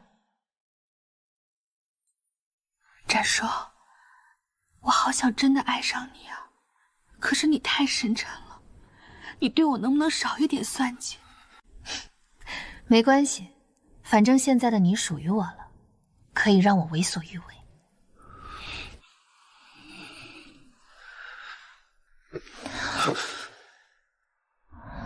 你这双眼睛真好看，就是太深了，让人看不透。这样不好。谢蓝衣，刚才那个妖精和现在这个是同一个人。她蒙住我的眼睛，让我只能感受她。这个女人究竟知不知道自己在做什么？我想爱上她，可她太深沉了，我看不到她心里的东西。能不能少一点算计，让我看得清？为什么他对轩辕穆青这个名字一点都没有印象？他好像对自己之前的事儿都提得很少，性格也和之前记载的判若两人。谢兰依，你到底还有多少秘密瞒着我？不行，我要当面和他问问清楚。他都睡着了，等醒了再问他。我需要让自己冷静一些，我要离他远一些。算了，还是抱着他睡吧，他的样子好可爱，我就不问他了吧。其实就这样抱着入睡也蛮好，管他什么轩辕穆青，都没有现在的我幸福。水，展硕，我想喝水。这水会不会太冷？这水会不会太烫？看来刚刚好。够了。既然够了，那就继续我们之前未完的事。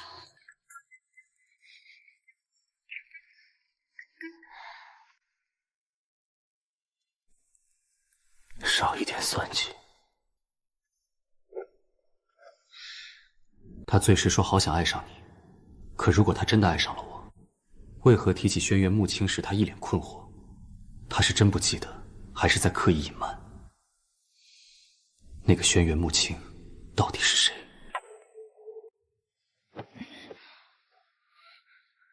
我喝醉了酒，把他拉上床，还拿了绳子绑了他，他竟然没反抗。青帝，备水，伺候我沐浴更衣。夫人，林公子辰时和巳时都曾来过，说午后再来。早膳午膳可按时给大人送过去了。都送了，清代还给清风细雨也准备了。表妹气色红润，眉眼舒展，婚后日子过得甚是滋润。府中亲近无长辈需成婚定检，确实自在些。表兄，你已透了。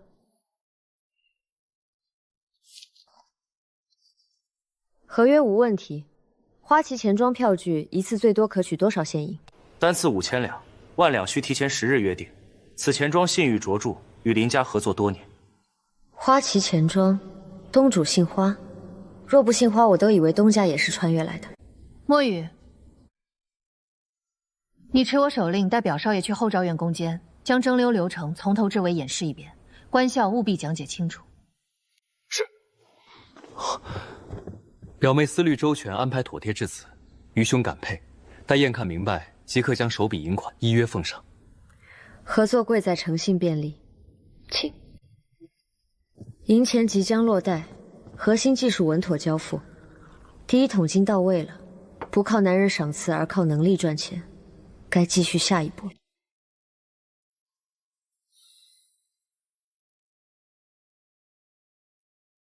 这男人大白天的怎么这般模样？心间莫名一跳。夫人回来了，今日早些回来是想看看你，怕你心里不痛快生我的气。他真的在担心昨夜失控会让我害怕疏远。我没有生气，也没有不痛快，我确实也喜欢。他说喜欢，不是敷衍，是他亲口说的。昨夜喝酒的事还记得多少？零星记得一点点，大部分不记得。你与表兄谈妥了何种合作？将酿酒法子卖与了他，每年分我2成纯利。杏林街案子，皇上已有旨意，令整个北镇抚司戴罪立功，近来恐怕要忙碌些了。他说忙碌背后是皇帝施压和朝堂暗涌，第2轮风浪又要来了。你就不怕一击不中，反被所知？正因为连我自己出手前一刻都未曾明确想过要杀他，他又如何预测？念头起于电光火火，出手求的便是出其不意。你对自己那一刀很自信。一段时日，入府习练不过1月，谢兰英，你是否有事瞒着我？这个问题终究躲不过，不否认也不慌乱。如果他要审我，就得拿等价的东西来换。展硕，你这是想跟我玩一场真心话大冒险吗？2个人轮流提问，被问者必须如实回答，不可欺瞒。只许你审视质问我，却不许我探究你的过去。天下没有这样的道理。他承认了，他确实有秘密。夫人，宫里来了，为公公奉旨前来。李治之死咎由自取，展孝御下不严，罚封半年，戴罪立功，整饬北镇虎宴。臣领旨谢恩，必当竭力整肃纲纪。夫君，这个游戏你敢玩吗？我的夫人总能一次又一次踩在我为她一降再降的底线上。酿酒方子我已看明前3之一，确实精妙非凡。我打算先在江南设坊，原料人工更方便引人耳目。表兄考虑周全，另有一事相托。表兄行商走南闯北，可否帮我引荐人才？适合做山长的人，不要迂腐的。手艺精湛，尤其擅长细细机关或隐秘活计的可靠匠人，或衣食住行可称大家的师傅，工钱不必吝啬。办学不能只靠一腔热血，山长是魂，匠人是骨，缺一不可。好，我暗中留意。杏林街风波虽已盛盘落定，其中关系也需尽快回禀父亲，明日便动身离京。你的袖剑感知出来了，看看可还合用？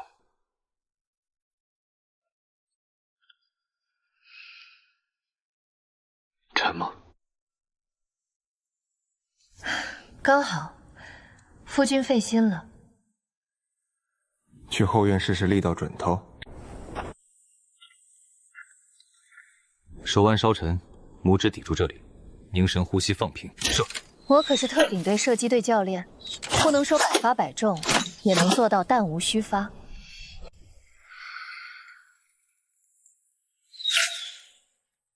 这绝不是一个深闺女子拿到陌生武器后该有的表现。她到底还会多少？我越来越看不透她了。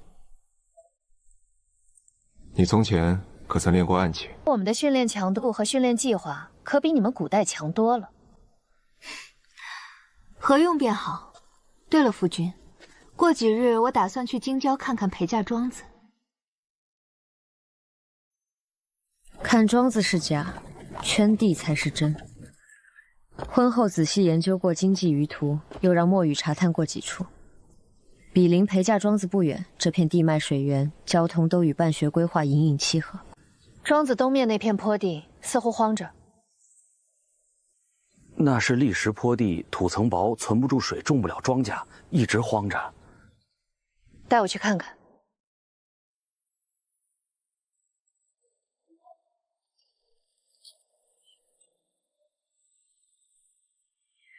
这条溪水终年不断，旱季变细，从不断流。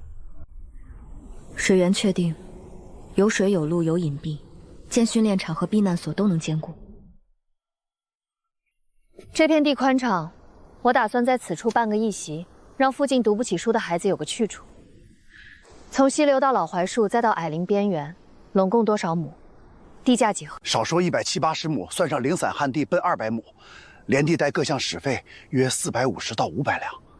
此事交给你全负责，地契尽快办妥，名字落在我名下。义学名义，经博好名声，又不易引人疑心，地契必须落我名下，不是展府的，不是谢家的，是我谢兰英的底牌。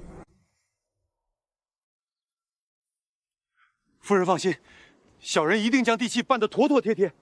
银子多出的部分，你拿去修缮庄子排水渠和佃户屋舍，账目记得清楚，每季送府上过目。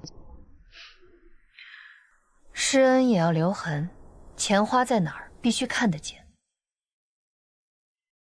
买荒地办义学只是开始，校舍、讲堂、药园、操练场，甚至密道、避难所，我的王国从这片荒草地生根。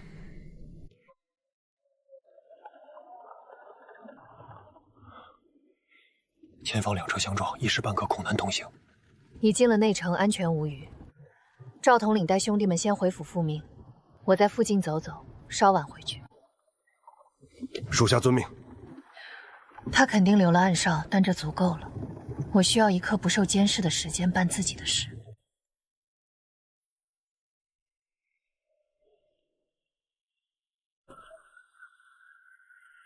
阿音。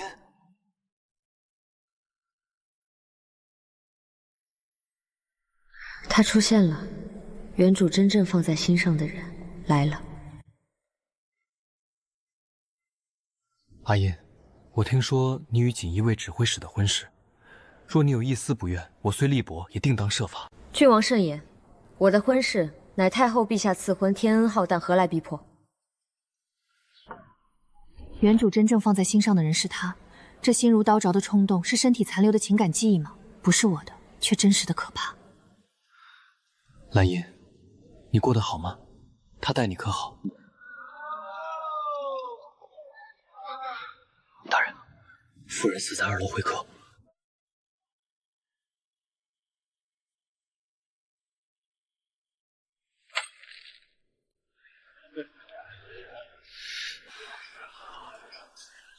轩辕母亲，她回京了。康郡王，今日方会便巧遇内子，倒真是缘分。郡王与内子叙旧，本官是否打扰了？展指挥使，穆青偶遇尊夫人，不过寒暄2句。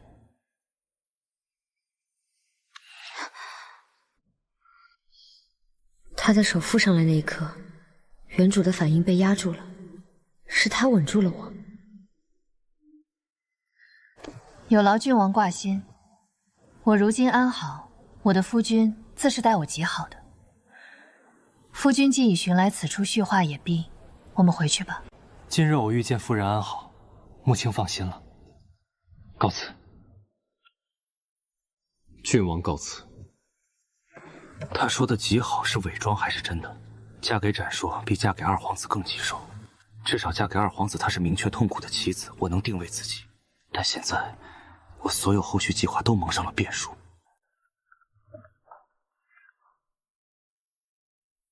他在克制，可他越克制越说明轩辕穆青的出现刺到了他。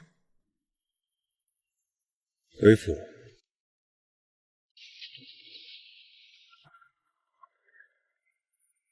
脸色怎么这么白？大人希望我如何回答？见了不该见的人，所以心虚。展硕，你要求我坦诚之前，你的呢？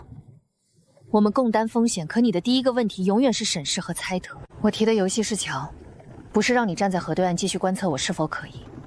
如果你觉得跨过来风险太大，就明白告诉我，我也可以省些力气，只守住自己的安稳。想过我这边来可以，但踏上来就别想回头。你见轩辕穆青脸色苍白，气息不稳，你你对这个男人还有没有纠结？哪怕一分一厘。他在审犯人，把我当成需要逼供的嫌疑人，我绝不接受这种对待。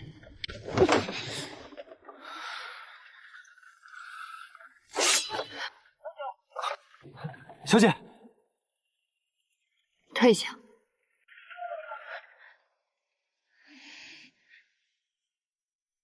他在车壁外喊退下的那一刻，声音没有颤抖。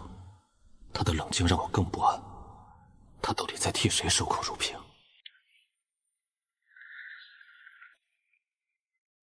他碰过你的手吗？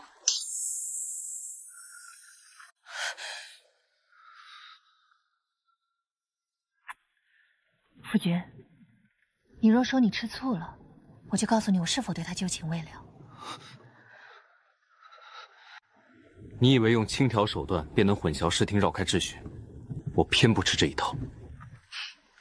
刚才你把我压制在地时，你用手托了一下我的后脑，那只手偏移了毫厘，垫在了我的后脑与冰冷木板之间。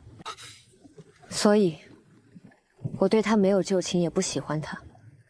至于为何脸色苍白，这个问题我自己也需要找到答案。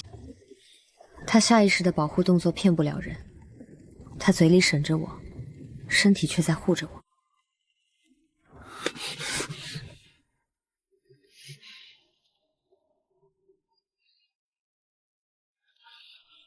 他为什么用这种方式验证我？可我对他任何亲密接触都很难抗拒。他没有因为见了轩辕穆青而对我的亲近产生排斥。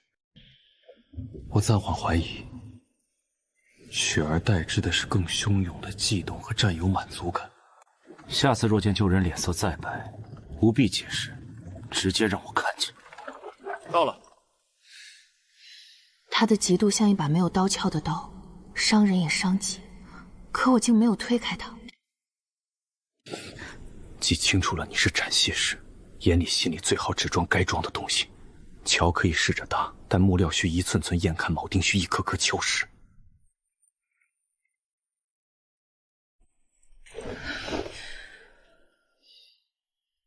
你勇气可嘉。护卫小姐，属下职责所在。大人的属下也挺懂得进退分寸。恢复。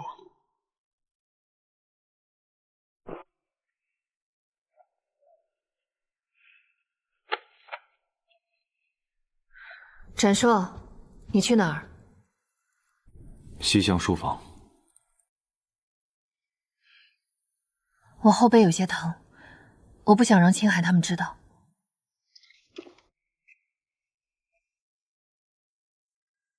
衣服脱了，我看看。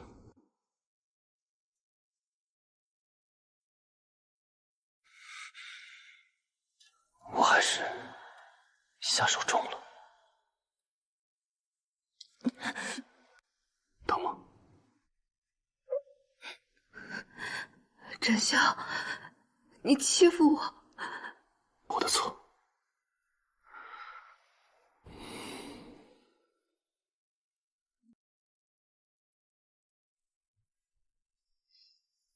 大人，我没事了，您去忙吧。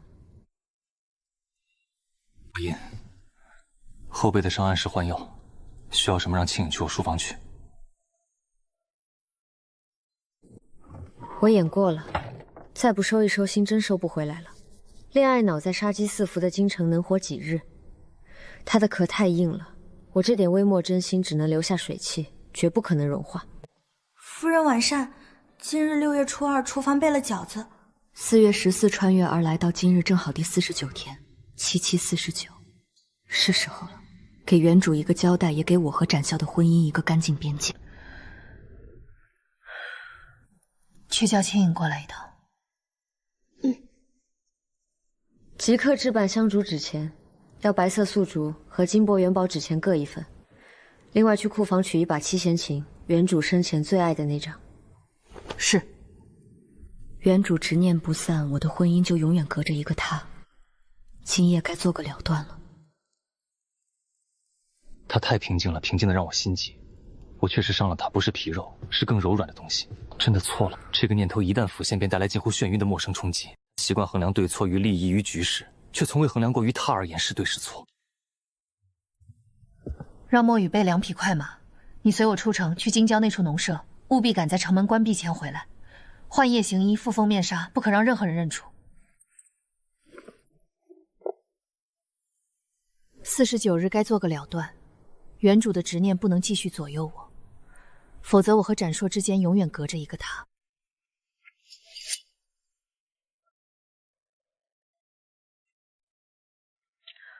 我去后，你守在正房门外，若大人问起，只说我已歇下，任何人不准入内。可是夫人，照做。今晚的事不能让展硕知道，他若知道我去祭原主，只会更疑心轩辕木青在我心中的分量。夫人今日去京郊庄子给庄头500两银票，命他购置约200亩荒地，说是要办义学。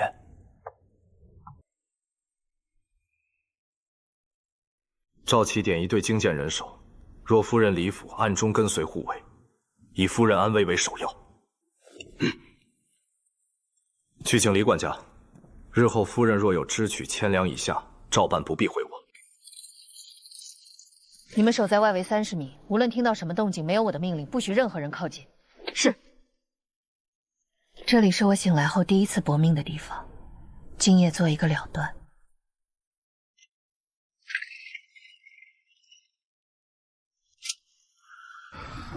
把原主的执念和我的过去一起埋在这里。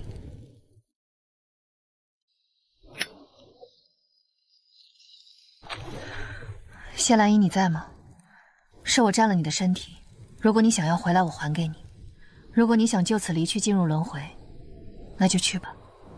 我会尽力护住你的父母和祖父，你舅舅的恩情我也会设法偿答。至于你的情郎轩辕木青，我什么也给不了他。如今这身份已是展夫人，这是我能给原主最诚实的承诺，不是敷衍，不是虚伪，是我能做到的全部。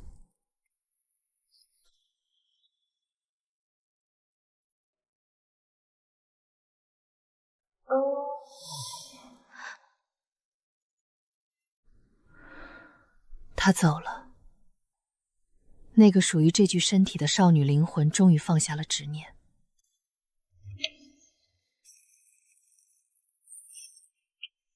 你安心的去吧，从今往后这具身体只属于我一个人，再没有另一个灵魂的残留来干扰我的心。青云慢些，前方弯道丛林太密，月光几乎被树冠吞噬。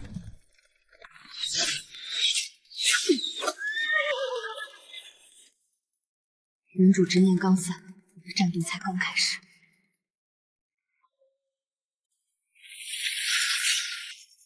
护住小姐！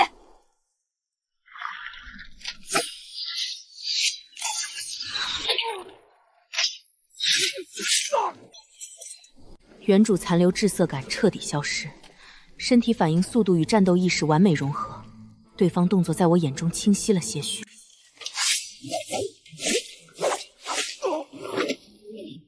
小姐右后。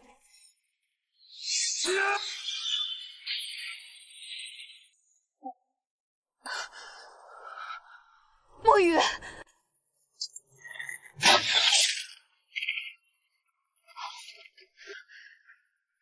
闭嘴，别请罪。你们2人一起，我先走。今夜之后，这具身体完全属于我，不再有任何人的残留。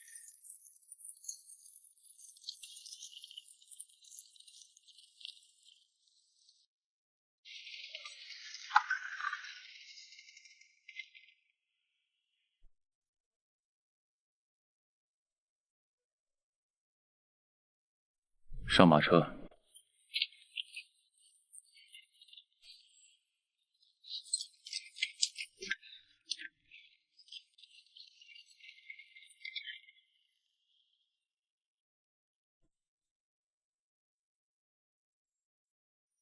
可有受伤？没有，血都是别人的。先回房把衣服换了，我在书房等你。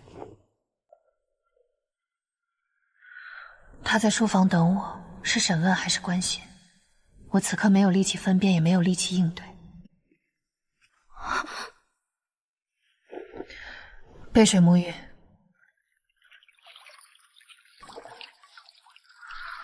夫人，您这背……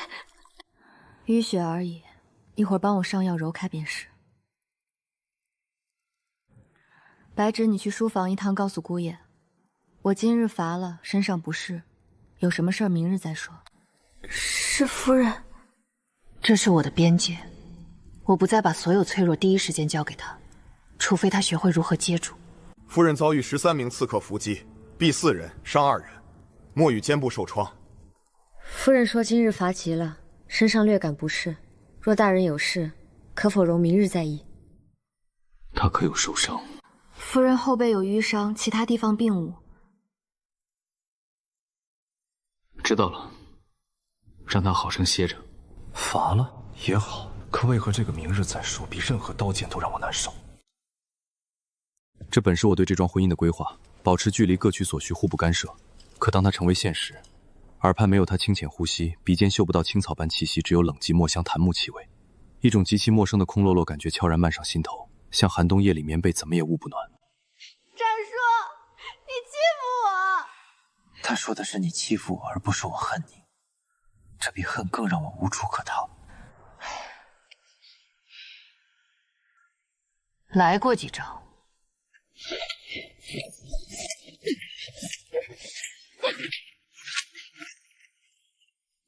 小姐招式越来越凌冽，也越发难以预料。原主残魂散去后，身体与灵魂契合，达到前所未有的高度，那种久违的敏锐度回来了，对距离、时机、对手重心变化的瞬间捕捉。这不是短期进步，而是质变。他不在时放在这儿防身，可他若在了呢？我到底信不信他能护我周全？昨夜他给了答案，他不能，不是不愿，是不能。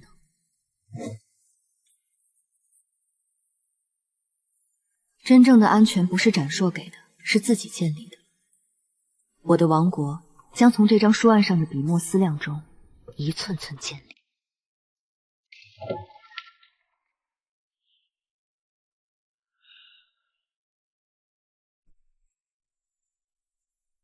衣服慢慢穿，别扯到伤口。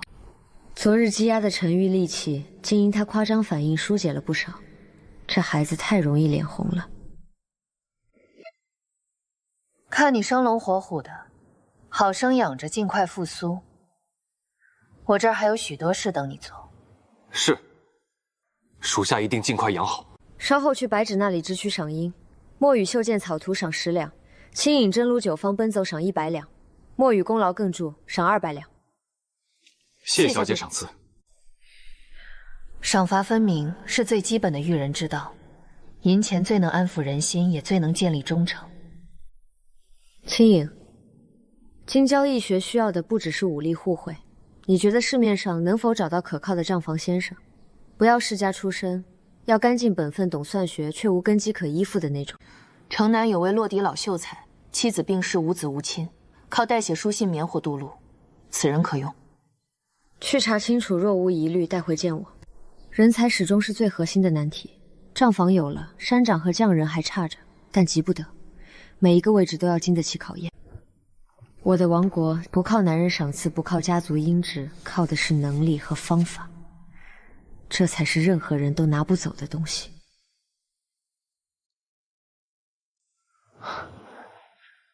头儿，下回再做一次水煮鱼呗。他说我魏己不疑心了。有了夫人就是不一样，终于有人心疼管着了。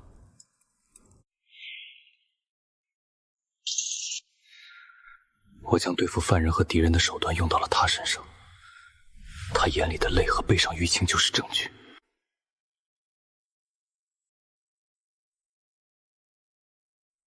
或许今晚该回正房用膳。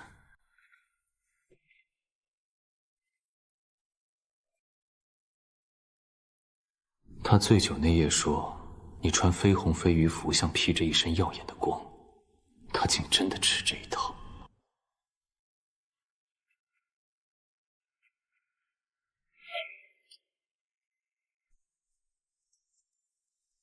魏多斋的招牌，想着你也许爱吃，让清风顺路买的。尝尝，趁热。味道不错，多谢夫君。一只鸭腿，一件红衣，他用这种方式破冰，笨拙却有效。我确实看不得他穿红，偏偏又想看。这个男人真是要命。墨雨伤势，王大夫说恢复的不错。京郊近来不太平，你日后出门多带人手，或提前知会一声，我安排护卫。多谢大人关怀，我自有分寸，也会多加小心。听说你准备购下200亩黄地办义学，是积些功德。想法不错。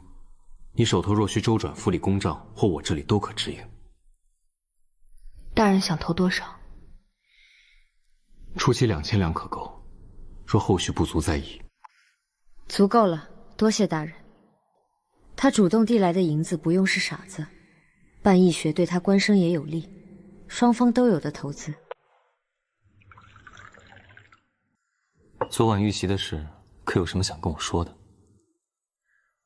无非是不愿看我们过得安稳，总脱不开那几方利益牵扯。大人洞察秋毫，想必也有眉目。后面的事交给我，你不必再费神。他说我们的时候，语气里没有审视，只有维护，这是斩硕式的道歉。他不认错，但会用行动替代。大人整治北镇服务军进展如何？赵广信停职，冯征代理，是陛下的人，但我顺势安插了自己人手。赵顺后来如何了？此人出身微末，但有几分机灵，审时度势。如今处境艰难，若夫人缺人手，倒可考虑。他不擅长道歉，于是用信息保护和尊重来弥补。展硕的温柔确实比强硬更难抵挡，越是温柔越要警惕，温柔刀，刀刀致命。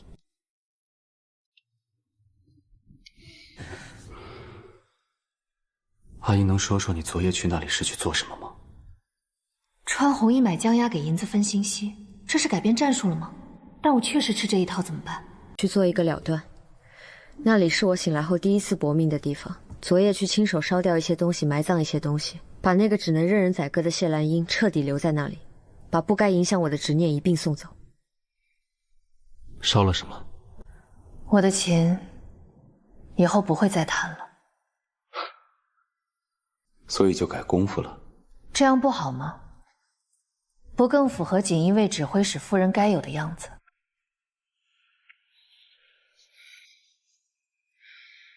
以后想去哪里，告诉我陪你去，别再一个人冒险。你准备在这里睡？我怕你仍不喜我亲近，分房而眠。若让下人窥见于你，名声不好。倒也不必如此。你明日早朝睡不安稳，反无正事。直接上来吧。天气热了，你盖这个厚重了，怕你睡不踏实。这匕首怎么放在此处？你不在时放在这儿防身。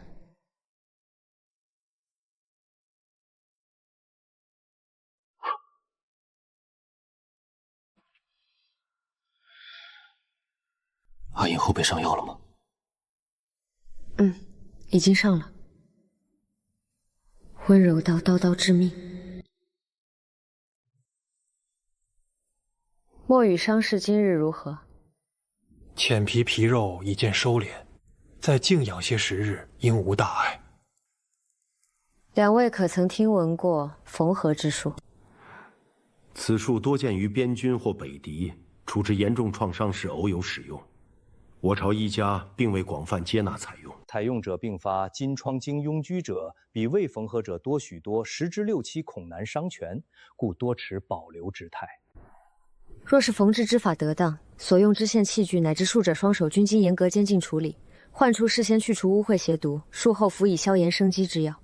较深伤口缝合后，是否可能减少崩裂之虞，更利于愈合？从医理推敲，若真能杜绝邪毒侵袭，使创元严密对合，或许确有可能更利于愈后，甚至减少疤痕。只是严苛洁净，谈何容易？缝合之术本身即考究下针深浅疏密，稍有差池反成伤害。正因如此，更有探究价值。我曾在残破杂书中见烈酒反复擦拭创面及器具，术者烈酒净手遮掩口鼻之法，缝线可用桑皮线、极细麻线，甚至采自羊肠的长线。具体何种最佳，正需两位以严谨之法一一尝试比较。夫人既有此仁心宏愿，且思虑周贴，连海外奇法亦有善猎。若夫人能提供相应便利，老夫愿与王兄潜心钻研此事。高度酒的问题我来解决，今日便收拾一间屋子供二位研究。所需物品请详细列出清单，不必顾虑银钱，直接到李管家处支取。必当竭尽全力，不负所托。不是空降神医，而是组织专业人士实验。现代医学认知的价值不在于我会治，而在于我知道方向在哪里，能让对的人往那个方向走。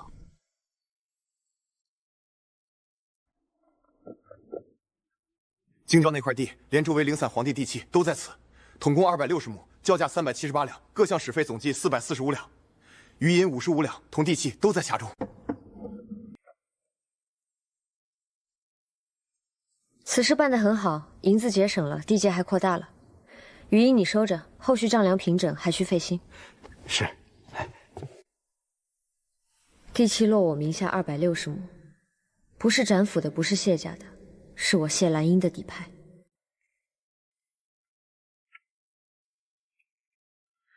之前那个锦衣卫赵顺，你去找到他，带他来见我。此人戴罪革职，不知夫人召他为何事？我自有考量，你只需找到人带来即可。若觉得为难，拿不准分寸，不妨直接去请示你们大人。属下明白。不是自己人，用起来到底不大顺手。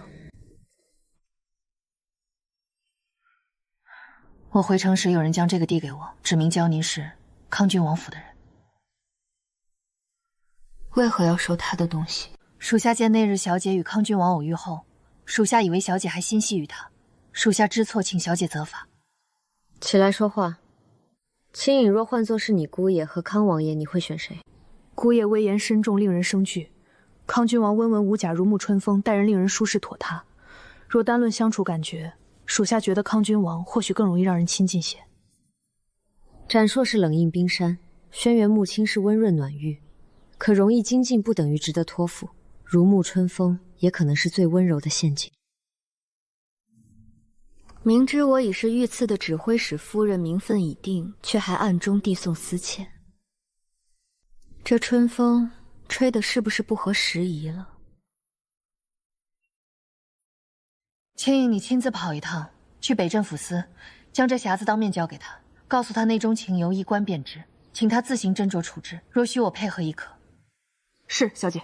即刻去办。若想与展霄继续走下去，就不能在旧情问题上留下新裂缝。我选的不是康郡王的温柔，而是向展霄交出难堪真相，这是我能给出的最大诚意。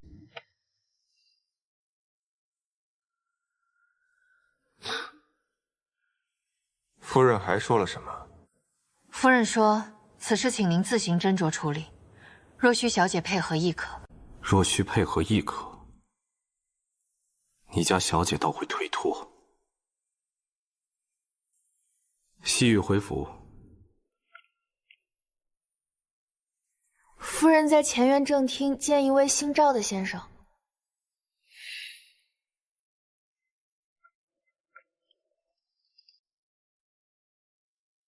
姑爷，这是冰镇绿豆汤，夫人晨起吩咐小厨房准备的，往后天热，每日备一些给您消暑解乏。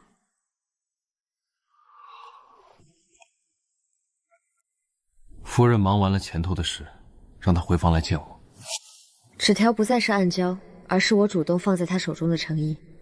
我可以瞒你，但我选择不瞒。自她入府，我极少见她如别家贵妇盛装打扮。论穿戴用度，她这指挥使夫人过于清简。可府中上下无人敢因她简素流露半分怠慢。她本身的存在便是无声的威压与底气。她不是攀附的藤位，而是能与我并肩，甚至为我扫清侧翼的乔木。大人回来了。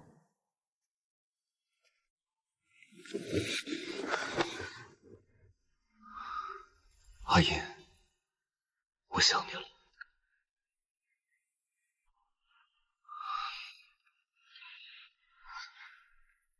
大人这是怎么了？赵顺此人今日见过，可还得用？表现尚可，给了差事去办。大人提及他是有其他考量。你的义学若办起来，初期千头万绪，你身边需得力可靠之人。你觉得赵琦如何？今日我让赵琦去寻赵顺，他接到命令时曾显露出犹豫。赵副统领自然是极好的人才，但大人，我需要的人手，首要的是对我的绝对忠诚。展硕，我要的从来不是你的愧疚，而是一个公平的抉择。绝对忠诚，我明白。赵琦的事我来处理，会有让你满意的人手。多谢大人。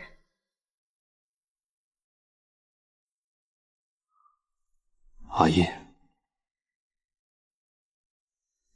他不是藤蔓，而是乔木，而我何其有幸能与他并肩。纸条交出的那一刻，他用最难堪的坦诚告诉我，我选的不是温柔，是你。他何其有幸，而我又何其有幸。